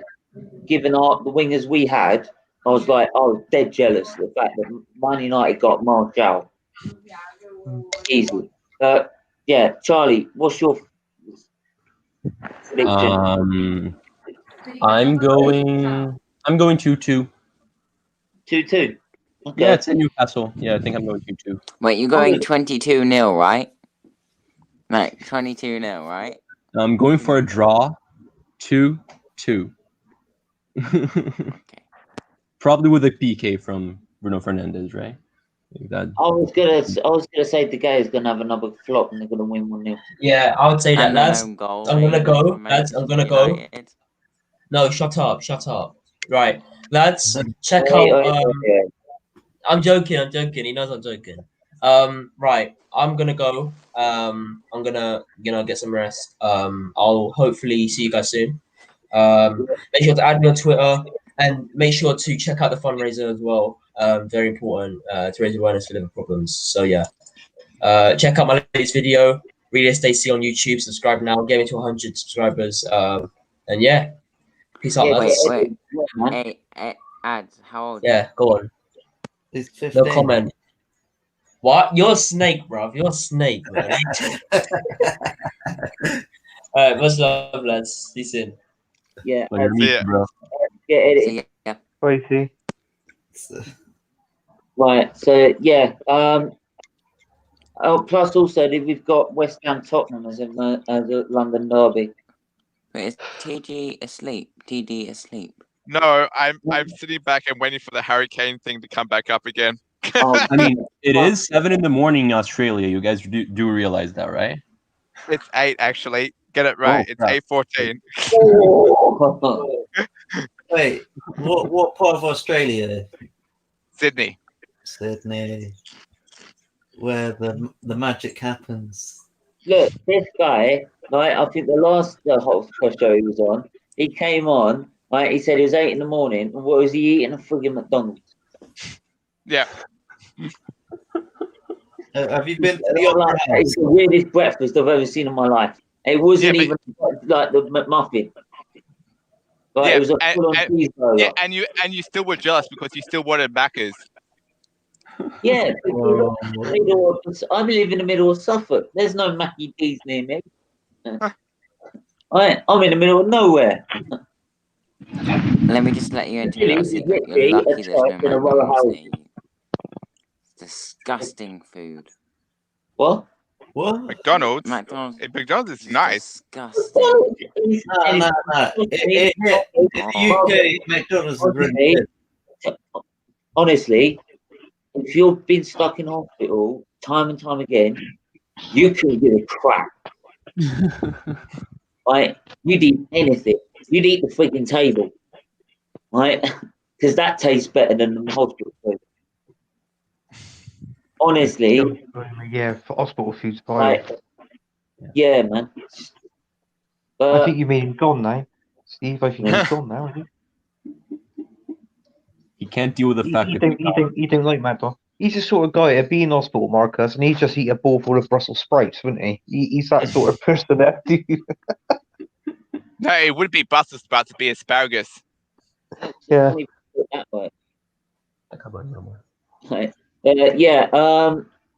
Any last things you want to touch on? Can I just say this has been the longest live stream and the most amount of people in a live stream?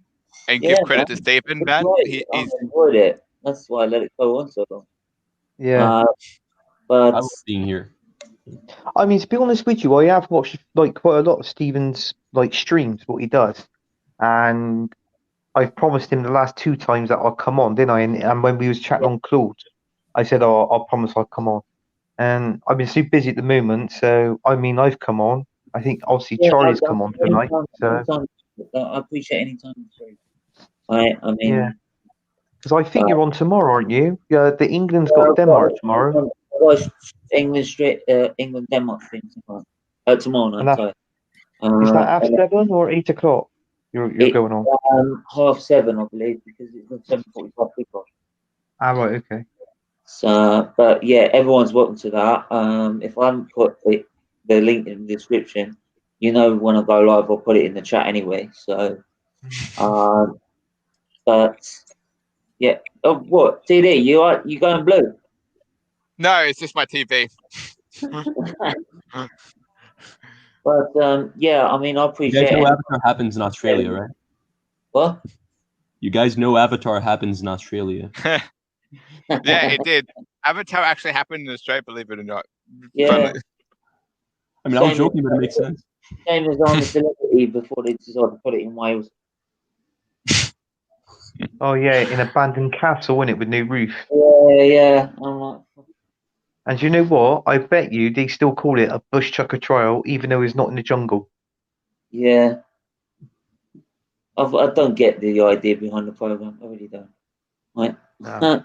But it's only on for 2 weeks though. Oh, thank the Lord!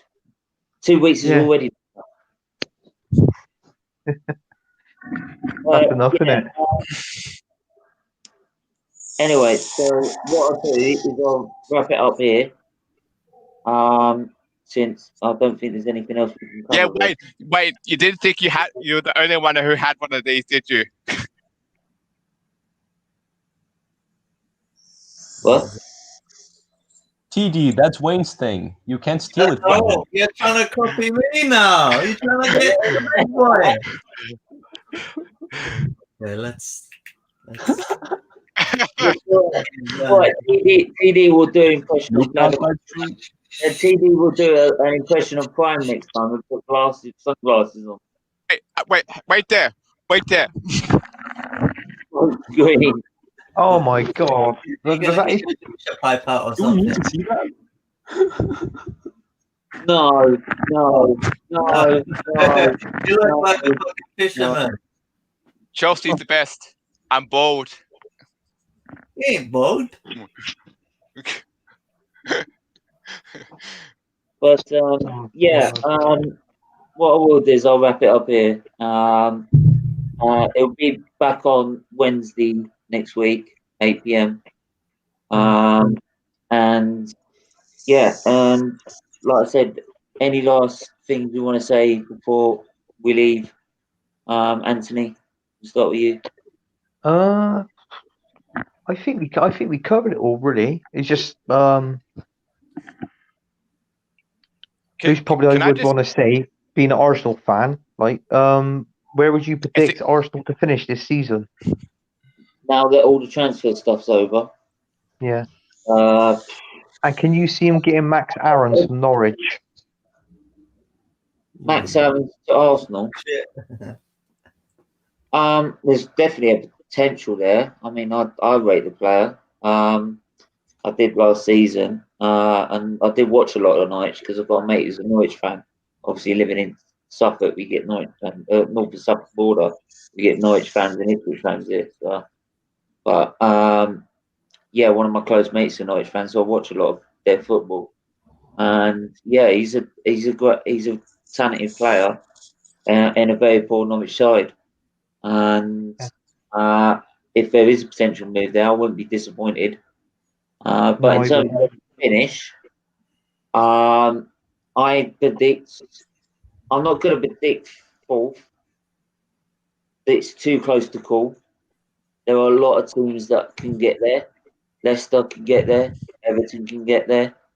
Wolves could even get there, as well as the usual big six. As like the new reforms want to put it as. But I'd say we're definitely in for a good shout at the top four, especially now we've got Partey in as well in that midfield. Yeah. Is that with Liverpool winning the league or Man City winning the league? Liverpool, I'd say, would still win the league. I think Man City still got too many priorities. They still aren't okay with the company. And you can get, and this is the thing with Man City as well, even if he plays 3-4-3, I don't think it's going to be completely defensive because I think he knows he can get at Man City. I'm sure Arteta's already seen. You get a Man City, you can hurt them. So, yeah, so I don't see Man City being able to stop Liverpool winning another title. So, but in terms of third, fourth place, they're all up for grabs. Yeah. Between a lot of sides. You've got about 7 or 8 sides for those two spots. I mean, would you put Chelsea or Everton in that equation? Maybe Tottenham? Yeah. Not Tottenham. No. Well, I would say, honestly, they've had a decent window and a good start. Right? Yeah. They've got a lot of work to improve, but then also we've got a lot of things to improve. I mean, we haven't had, although we've won 3 out of 4 games, right? It's not been the greatest performances, let's be honest. Right? In some games. All right, we've won the game, and that's good signs if we play badly and win the game. But it's still not convincing enough to say, yeah, we're on form here. Right? We're doing well. We've got momentum.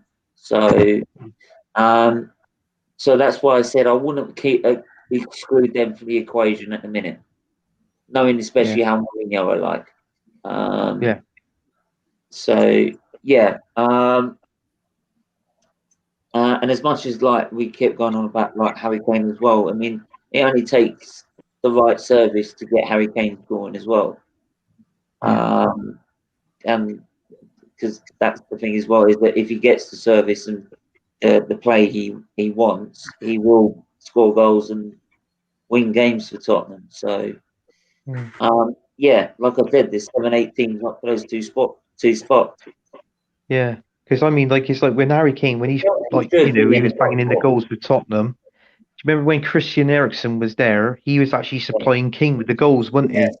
That's where it started dropping off for Kane when Eriksen left. But obviously, I think they haven't got that now. So yeah, I think that's also as well is that I think in terms of pressure in terms of top four, Chelsea have got the most pressure, I believe, with the window they've had. Oh yeah. With the window they've had, the players they've got, they should be aiming third at least. Yeah. Right. And at the very least fourth. If they don't get third or fourth, it's a failure, no matter what they win. You mean if they don't win a trophy, it'll be a failure? Well, even if I don't think they're going to win the Champions League. To be honest. No. No way. Not would like to see even Bayern Munich like that. But if they don't win anything else, or even if they did win an FA Cup, for example, that's unless Arsenal win the final, right? I don't see them saying that's a success, being finishing fifth.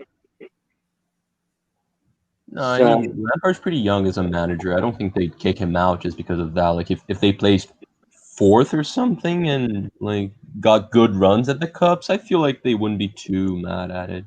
Would you, Wayne? I'd say if they get top. I mean, Wayne, Wayne, you're a Chelsea fan, right? What would you class as a failure if from Chelsea this season?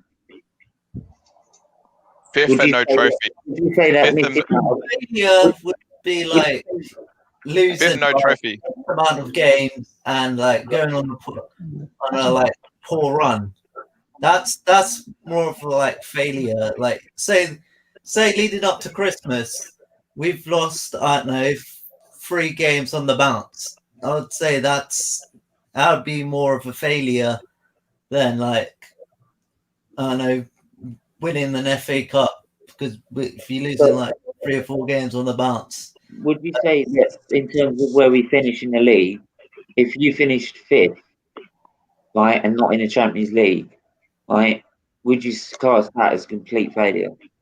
Oh yeah, definitely, yeah. But because we're get into top 4 next for this season, so then next season you've got those players gelled in, right, and as well as added on players from another market window to then push on for the league.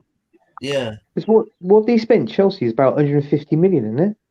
Over 150 mil. Way over 100. I literally worked that out. Over 200. Right? Yeah, it's over 200 at least. So if they spent 200 million, they didn't finish top 4. That is a failure. They've spent. Lampard's not a good manager, though. By the way, it's not the squad's fault. By the way, this is a net spend, right? Yeah. After taking away what they sold, £221.2 million. So if they don't get top 4, if they don't get top 4, Brazil. So if they don't get top 4 or win a trophy, then it's a failure. Yeah. Well, even if they got a trophy, if they don't finish top 4, that's a failure for me. Well, if it's the Champions League, they won't mind, but I don't see that. Yeah, but I don't think that, to be honest. But yeah, I mean, actually, what would you think, Anthony? Now you asked that question about Arsenal. Where would you see Arsenal finishing?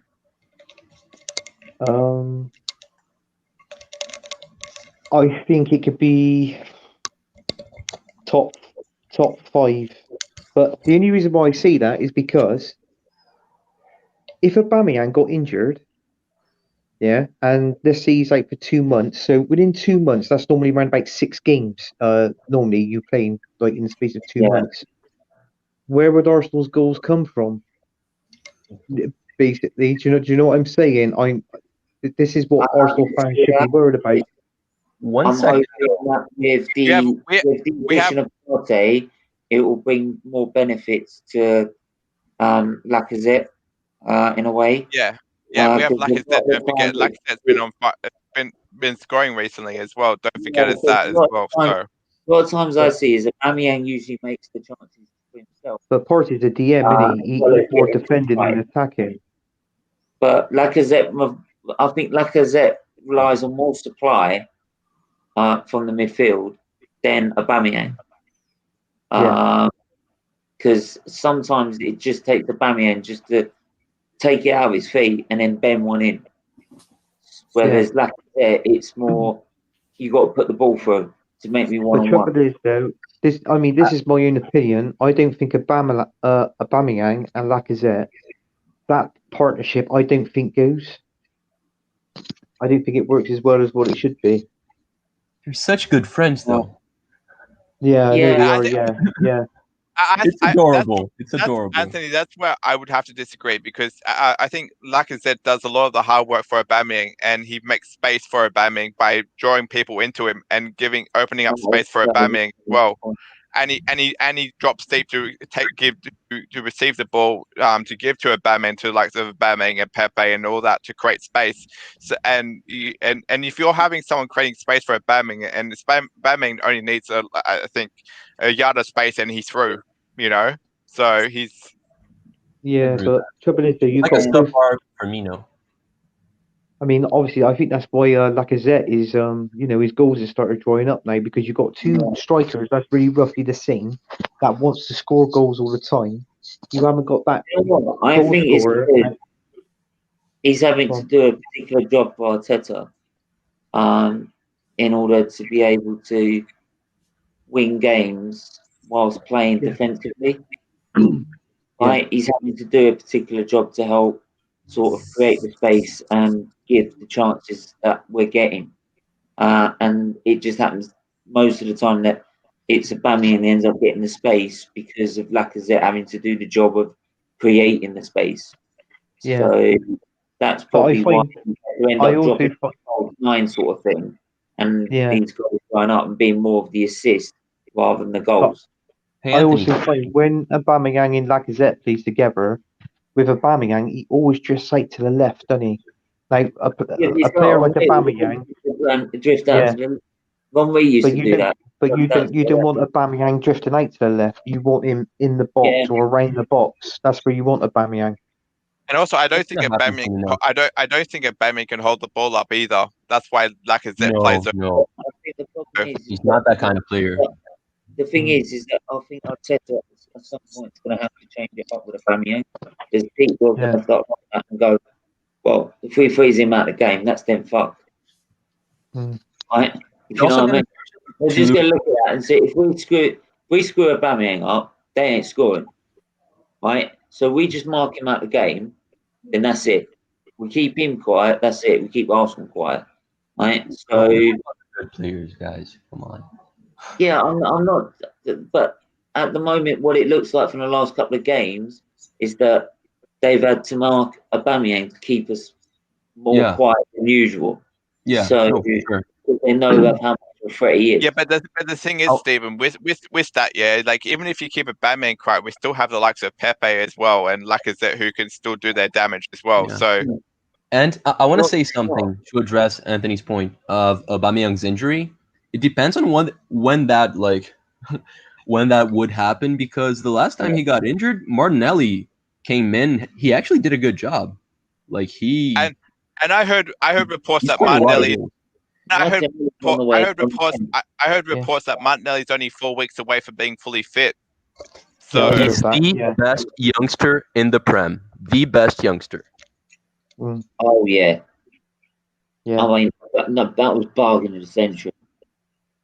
Right. Yeah, because everybody goes about this Eddie Nketiah. Don't get me wrong, he's all right, but he's not the sort of player that Arsenal's looking for. Eddie, I don't care what anybody says. I think Saka would also be in there for a good shout. You know, I think Saka would be there or thereabouts for a good shout. You know, I think he's very talented as well. Oh, Saka, yeah. Yeah. And Maitland-Niles on the right as well, because I can't stand Bellerin. I think Bellerin's rubbish. Yeah, the problem he's lost his pace with his injury. The problem I find is that a lot of fans in our fan base at the minute are so worried about, oh, this player's shit, this player's not good enough, this player's not good enough, this player's not good enough, right? Yeah. At the moment, we are not going to be able, right, to fix every single position at the same time, right? You're not going to be able to. Arsenal are not going to get rid of a squad and keep the best players from that squad and then bring a new one in. Like, that's not how Arsenal do things. Right? Yeah. So, at the minute, yes, Eddie Nketiah might need to go back out on loan. He might not be good enough, right? But in terms of what's happening at the minute with Arsenal, is that for him, Arteta relies on him because he does a job, right? He's a nuisance. Kolasinac, he's not a great defender. He's an absolute. I hate it when he comes out. Slaphead. Slaphead. Absolute slaphead. TD. But here's the thing: he's played in the last couple of games, right, in the centre back role as a left centre back with Tierney. I think Tierney is the left back, right? Mm-hmm. But he's done a job. No. He can't pass the ball, and he looks like a Crystal Palace player. Look, I know that, but right, I'm not saying he's not good. He's good enough for Arsenal. He's not. Don't get me wrong. I'm not forgiving him for what he did in the North London Derby, right? Right, especially when I was in the middle of hospital at the time, and I was pissed off already, right? But what I'm saying is that for the moment, right, these players that aren't good enough are doing the job Arteta wants them to do. Can't argue with that. You can't argue with that. No. Right? No. Until we get better players, they are doing the job that Arteta needs them to do before we can improve the squad and improve the project. That's what I'm saying. Yeah, because some of these players he's playing now, like, you know, you might get Mustafi having a couple of games, then Louise come in and Klasnat, but this all helps playing them. Maybe for the January transfer window to get rid of some, and also the following season as well. Yeah. So. By the way, can I just give a special shout out to? He's good enough, especially when they're over 100. Kolasinac is over 100 grand a week. He's now got to try and make Kolasinac look like over 100 grand a week player when we know he's not. I wouldn't take him at my Brazilian team. I would not. I wouldn't take him. I hate Kolasinac. Can I just also give a huge shout out to El Neni as well? He's looked good since coming back from Besiktas as well. That's the thing as well. People were going, "Oh my God, saviour of the century, El Neni," take the mick about how he's come back and it's going to be Arsenal's saviour before Thomas. Look, we knew about Partey coming in, right? We were all taking the mick about how this was apparently Arsenal's big plan for the midfield, right? But again, he's done a job that Arteta needs him to do. Yeah. Right? Now he's got the likes of Partey in, right? He could say, well, El Neni, you're good as a backup, but I need Partey in that position. Right? So... But that's a defensive position, isn't it? Because Partey's the DM, isn't he? He's a defensive midfielder. Do you know with Partey as a DM? Yeah, I don't think he's going to be playing as a DM. You know, I think Xhaka is going to be playing the DM role. I think Partey is going to be used as if he's played in a 3, I feel like Xhaka is going to be the DM, if the box to box midfielder, and then Ceballos next to. Personally, I mean, in the end, right? We all think now that Ceballos is a decent player. In the end, he's not going to be the answer to if we want to win the Premier League, right? But again, he's managed to turn a player that was failing last season into a player that's done pretty damn well. Right? Yeah. And that you've been impressed with this, but every time I've seen Ceballos come on the pitch when he's been on the bench, he's made an impact. Right? Whereas last season, we were taking a piss about how he would the only thing he'd do is spin around on the ball.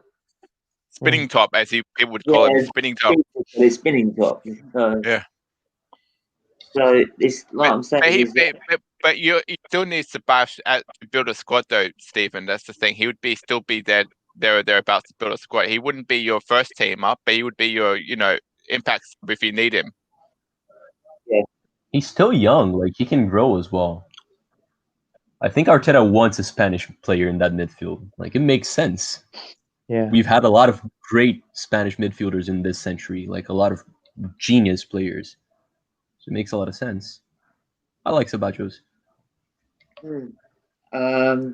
So he's got a good song too. He's got a good song as well. Yeah. Have you heard about Ronaldo as well?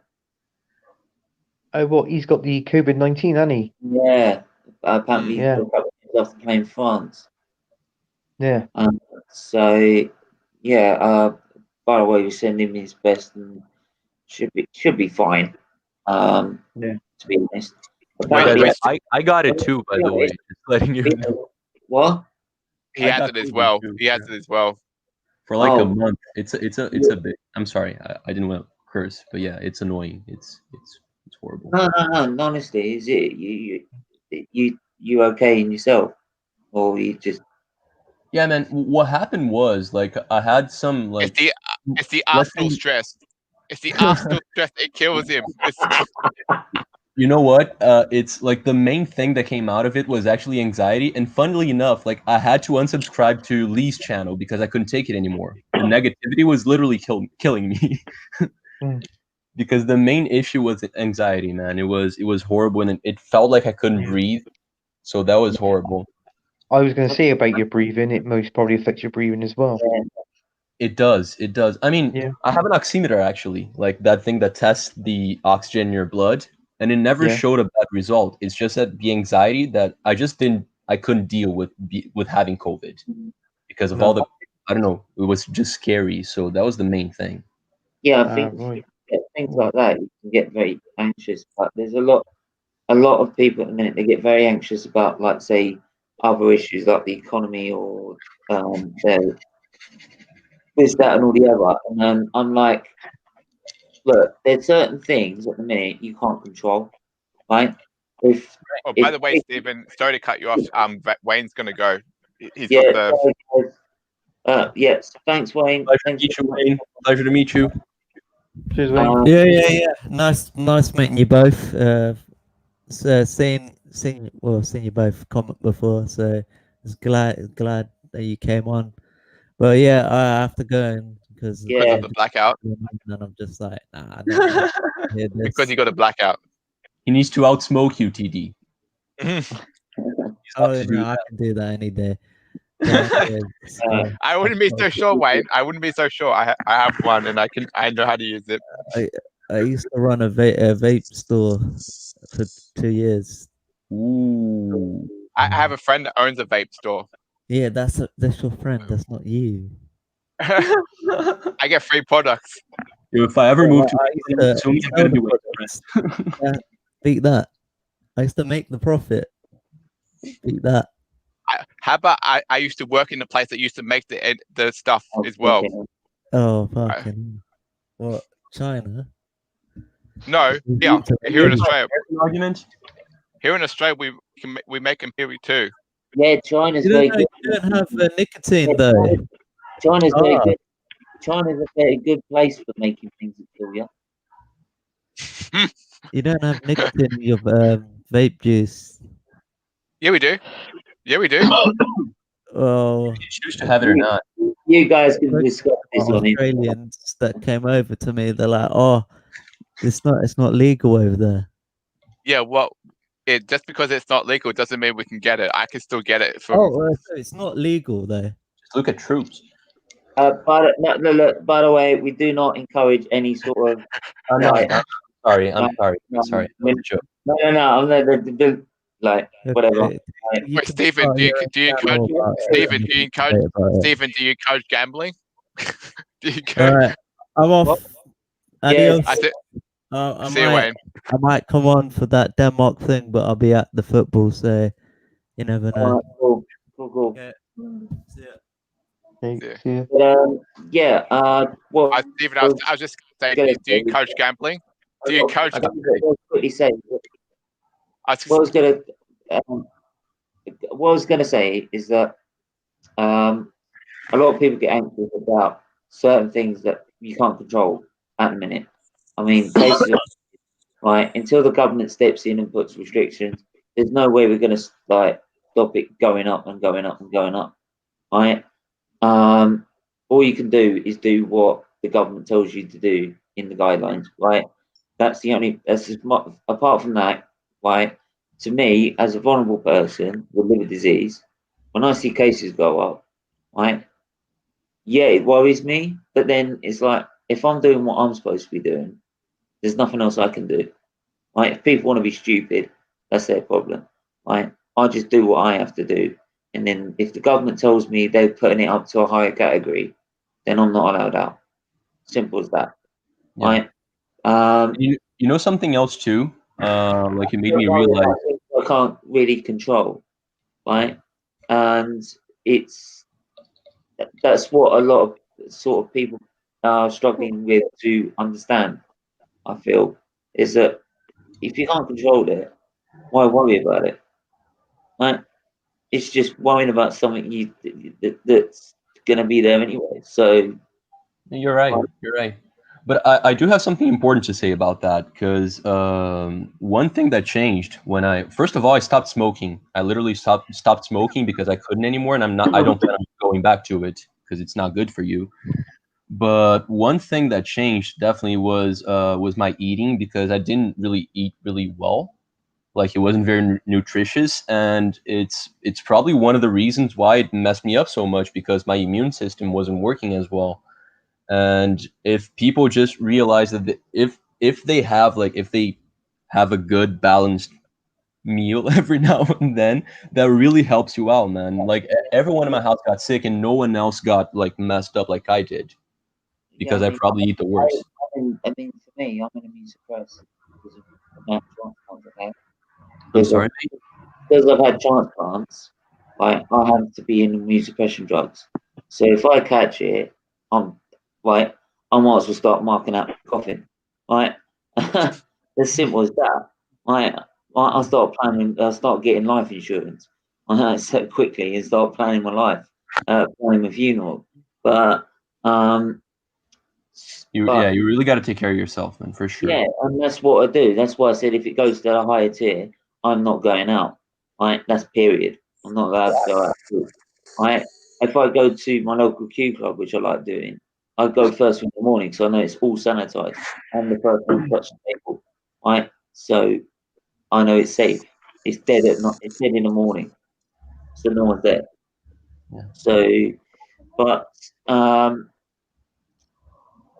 in the end, what I think I'm trying to say is that for example, where we live, right? There's something like I can't control what's going on in sort of the university. Where my sister did her degree at UEA, but now she's doing a master's at Portsmouth.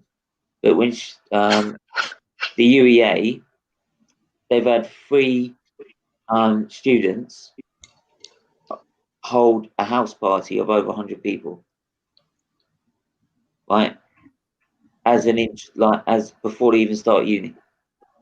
Now the uni are going to try and expel them, but also they've been fighting 10 grand each. No messing about. But even then, some of the students are like, "Yeah, we agree with it, but it doesn't have to be that excessive." Well, yeah, it does.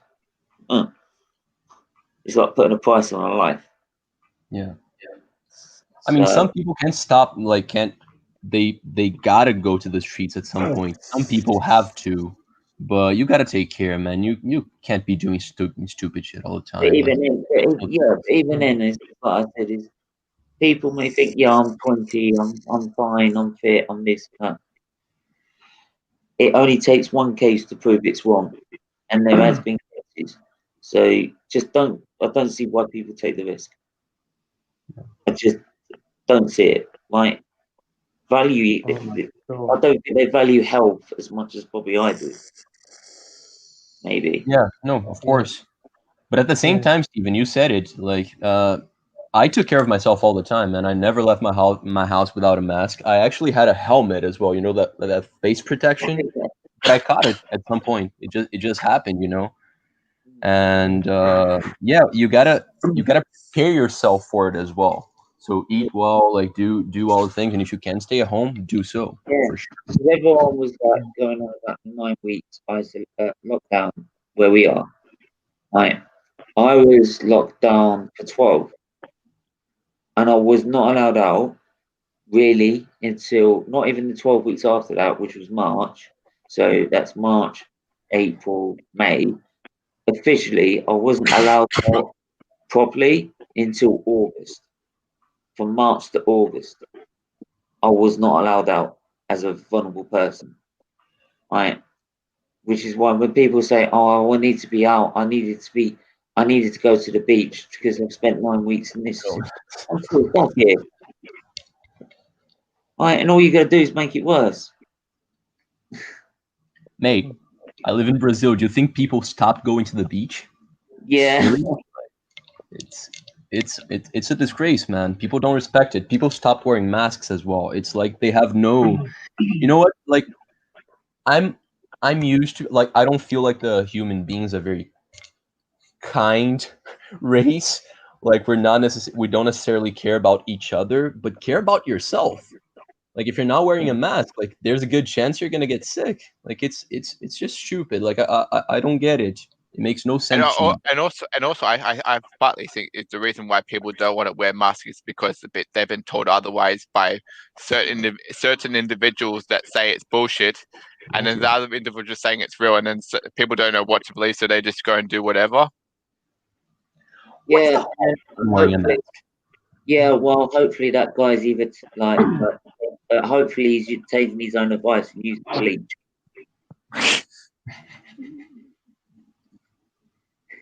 I can't believe I got this. Now we're gonna fight it together, folks. Hey. Hey. It's not even that important. It's not even that serious. And I'm gonna build a wall, and I'm gonna make sure Mexico pays for it. No, that's shit. I'm sorry. That's shit. He was on about kissing all the. He was on about kissing all the men and women today, wasn't he? When he had his speech. What do we do after 3 days in hospital? Let's go for a road trip in a car. In a sealed car. Yeah. I'm gonna kiss you. I'm gonna kiss you. I'm the driver. Literally, I wouldn't care if I was on the Secret Service. If I was that driver, I'd be like, "Oh fuck this!" Boom. Go on. I'm sorry. Like I'm like, who a martyr, dude. Who drew the short straw? If you saw Donald Trump kissing and shaking people's hands, if I was the security, if I was like part of the Secret Service and I was his driver, I'd be like, mate, I need a shower hat. Just put it over my face. Just have a shower hat and wear a mask. You know, like those full like radiation protective gear. Yeah. Like one of them. Put all them on in the car. Like, I ain't getting there. Did you see that speech he did today? I haven't seen that today. Right? No, you should see it. There was production of that, how he's come back, all fired a helicopter. Yeah. Right, like with all the people that were stood there, yeah, not one of them was distanced. You know, social distancing was just literally gone out the window. There was thousands and thousands of people. And what's funny is that people over here want to be like the Americans. Why? Yeah. I've always said, to be honest, and I'm sorry if any Americans feel offended, Like, but for me at the minute, like, I see America at the minute, and they're so divided and so delusional at times. They're like 200 years less evolved than Brits. Yeah. Like, they're about 200 years. TD, you're led there with your shorts on, but you're not being funny. Your right nutsack pops out. All right, I just thought I'd let you know.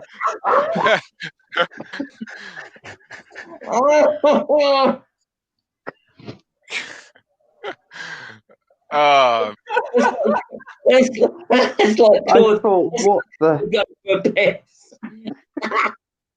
It's like Claude going for a piss on AFTV. What an L, dude. What an L. Yo, but guys, I should say this. Like, I intend on living in the US at some point. So, Trump, if you're watching, I have no problem with you. No problem. Okay? No. I do. Right? Install your own NHS service. Right? Oh. Laws. Right? Stop treating coronavirus like it's a little friend. Stop screwing up Putin in the arse. Right? Right? Tell China that they've got to pay up for this coronavirus. Right? Right? Yeah. I mean, if it was Britain, I'm sorry, we would be roasted. We'd be paying everything. We'd be roasted. Right? Because you're fixing your nutsack, bro. But it's China, because it's China, we have to play nicey because of the trade war. No, punish them. Yeah, punish them. They shouldn't have been having those markets. Eat proper food. I mean, like, it's no excuse for them to suffer racism. That's never acceptable. But obviously not. No, I would never say you're saying that. It's just some people misunderstand stuff. Yeah. Take responsibility for this. Yeah. No, yeah, that's if you think about it, like the past ones were like that too. They came from China. I mean, Brazil did give the world Zika virus. Well, we did that. The Spanish flu, they're now saying it came instead of from America, it's from China, which was the last pandemic. But then what really fucked me up, that was the last pandemic. No one's alive since then. How can you then tell the government to predict what's going to happen in the future? Why do you think he keeps chopping and changing? They can't predict the future. They can't predict it. So that's why it's changing all the time. Right? Because they're just having to adapt with what they've got.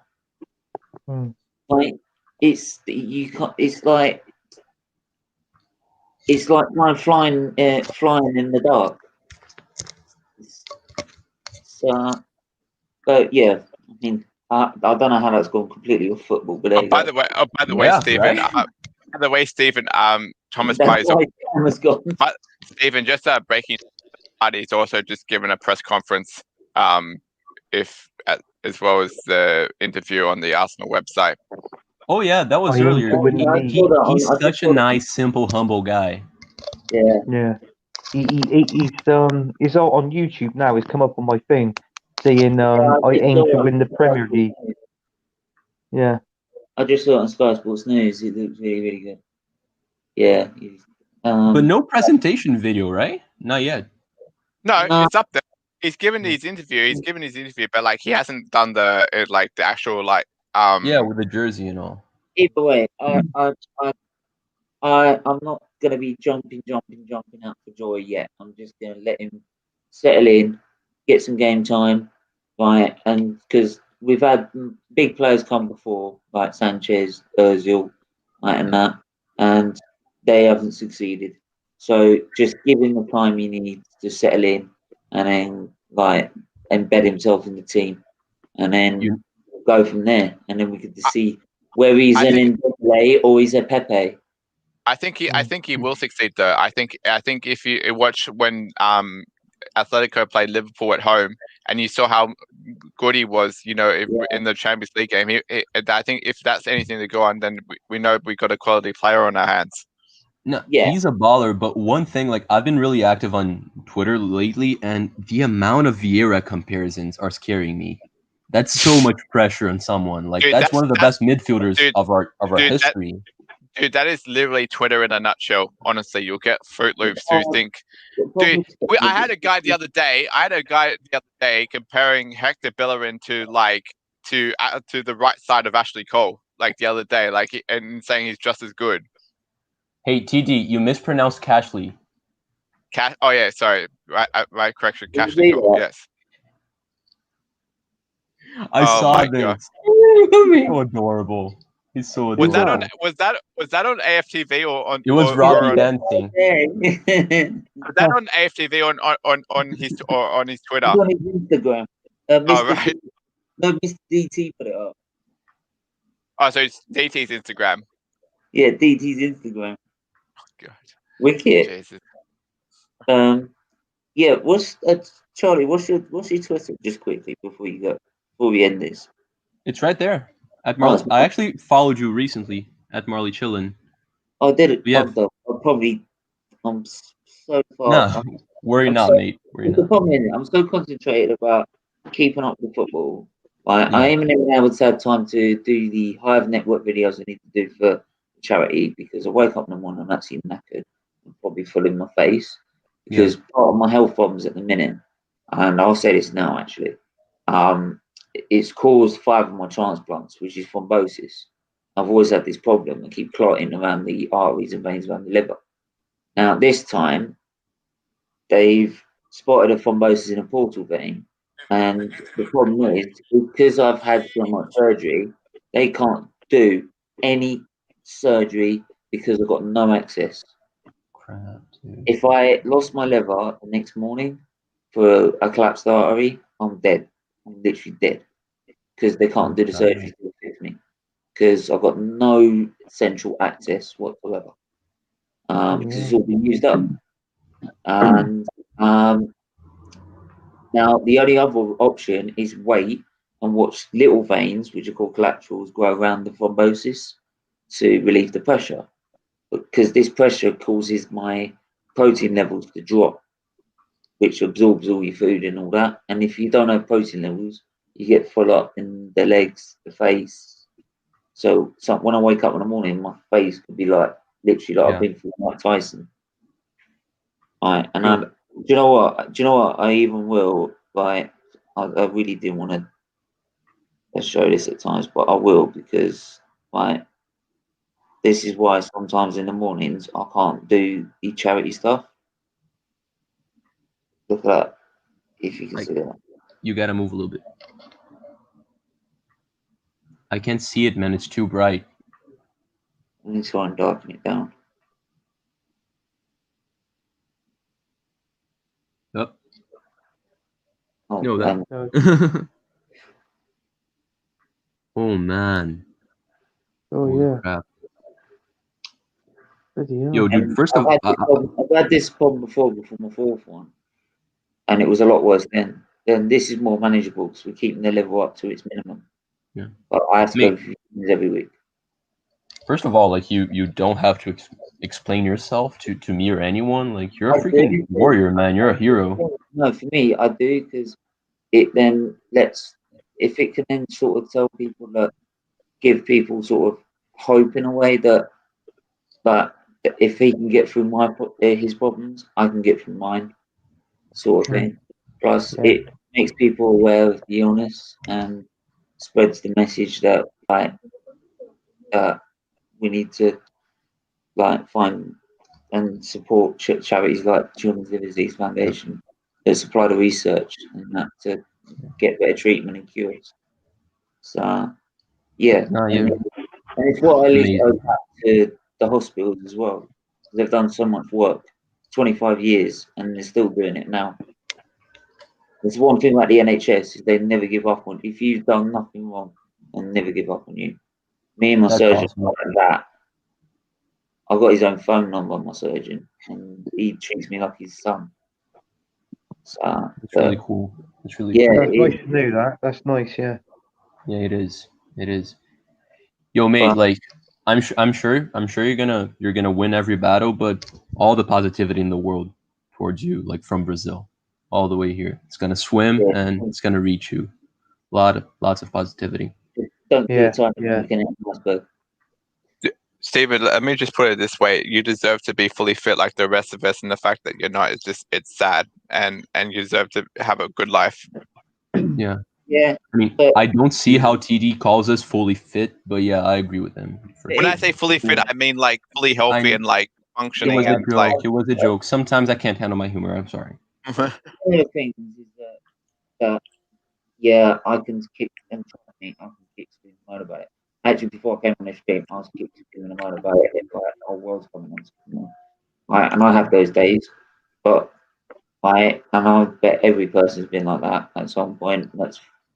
But in the end, I can't change it. It's like the same with the anxious thing. You can't change it, right? No. That's what you dealt with. So what you gonna do? Yeah. You're gonna sit there, right, or moan about it, or you're gonna get up and fight, right? And that's why I always even before I've gone into the theatres, I'm usually taking the piss out of everyone. Right? I'm usually going, "No, I'm back in the office again." Right? Gonna get me on that table again, are you? Right? Tried killing me the last 5 times, it didn't work. So it's just joking around, but I'm still taking it seriously. So it's just right. Trying to create. Sometimes with that, Steve, you got to, aren't you? You got to. You've got Even to. though it's like if you go into a theatre negative, right, Yeah. you have less chance of survival or coming out better in recovery than you would if you went positive. So Stephen, so what you're saying is, if we win the Premier League and you're under the operation table, you're going to think you swallowed too much of that good stuff. You don't know if you're dreaming or not. Yeah. I was going to say you might get me to the overall. But yeah, I mean, so are you going to be requesting to go back under if we in the Premier League and you're having a surgery? No, I did a special mention on the tour bus. What's that? So Anthony couldn't hear what your last bit you just said. So say it again. Yeah, I said I'd write to Arsenal and said I would have been for him. They put me on the parade bus. My transplant gave us a title. Right? Put that in the those the thing that's in the Emirates in the caption thing with the liver transplant. It's the time capsule. That's right, the time capsule. Put the liver transplant in the time capsule. Yeah, this is what we did. But yeah, it's I mean, Friday I've got to go back up there again, do it all again, and then Thursday and Friday and Thursday and Friday. Anyway, man, it's been a good live stream. It's been a good live stream. I got to head off. So yeah, it's been a good. All right, NTD. Speak to you soon, bro. Yeah, no worries, Charlie, Anthony, Stephen. Always a pleasure. Thank you, and I'll speak to you guys later. Yeah, and we're gonna sort of wrap it up. Is actually well here, so yeah. Can I say a couple of things? Thanks for coming on, Anthony. And Charlie has been brilliant. Yeah, it's be back next Wednesday, 8 p.m. I've got Man City Arsenal watch along at which will be 5:30 kickoff, so about 5 p.m. start. I'll have to double check that. Can I say one final piece, my man? It's gonna be fast, I swear. Well, first of all, if I said something wrong, I apologize for messing with your channel a little bit. And if someone endured the politic talks and kept on watching us afterwards, please check out my Twitter. Like it's been there since 2016, but I actually started interacting with people now because I'm trying to grow there. And I recently did something really cool where I'm looking at the championship players and comparing them to Arsenal's. So there's a whole list of stats and all that. If you guys want to check it out, that's really cool. And thanks so much for having me here, man. Because I'm a huge Arsenal fan. I can't watch any games because I'm in Brazil, but I watch a lot of stuff, and I always feel like I should be saying my piece. And I never got to. So really, thank you so much. And Anthony, I like you, man. You remind me of my cousin. Like your laughter is exactly the same as his. So I just feel at home talking to you. Like really, like you're a nice guy. That's fine. That's fine. Yeah. Cheers, mate. Yeah, fine. And it's nice seeing you as well. Yeah, I mean, as always, I mean, you're always welcome here. And like I said, think you're on tomorrow night. You're on tomorrow night as well, aren't you, Steve? Denmark. If I haven't put it in the, if you can't find a link in the description, right, just comment it, and I'll probably put it in the chat straight away anyway. Right, but if I think comment it, I think I've seen it on YouTube. I've seen it on YouTube. Well, it probably one of the lists, probably. Yeah, England versus Denmark, and 7:30. I think you said it was on, but it is actually on YouTube. I've already, because it stays on there. You can set a reminder for it, so that's what I've done. I set a reminder. Oh, cool. So, because I keep worrying it's not popping up on my YouTube sort of. Yeah, I seen it on YouTube. I seen it today. Oh, good. But like I said, if it's the StreamYard link's not in there, just put a comment and I'll put it in the chat straight away anyway. Yeah. You can hop on. But you always welcome me anytime. So thanks, mate. Means a lot. Yeah. But until then, thanks for everyone watching. Smash the likes up, right, if you can. Share this content and subscribe if you're new. Right, and until then, take care. Come on, the Arsenal. Up the Arsenal. Stay well.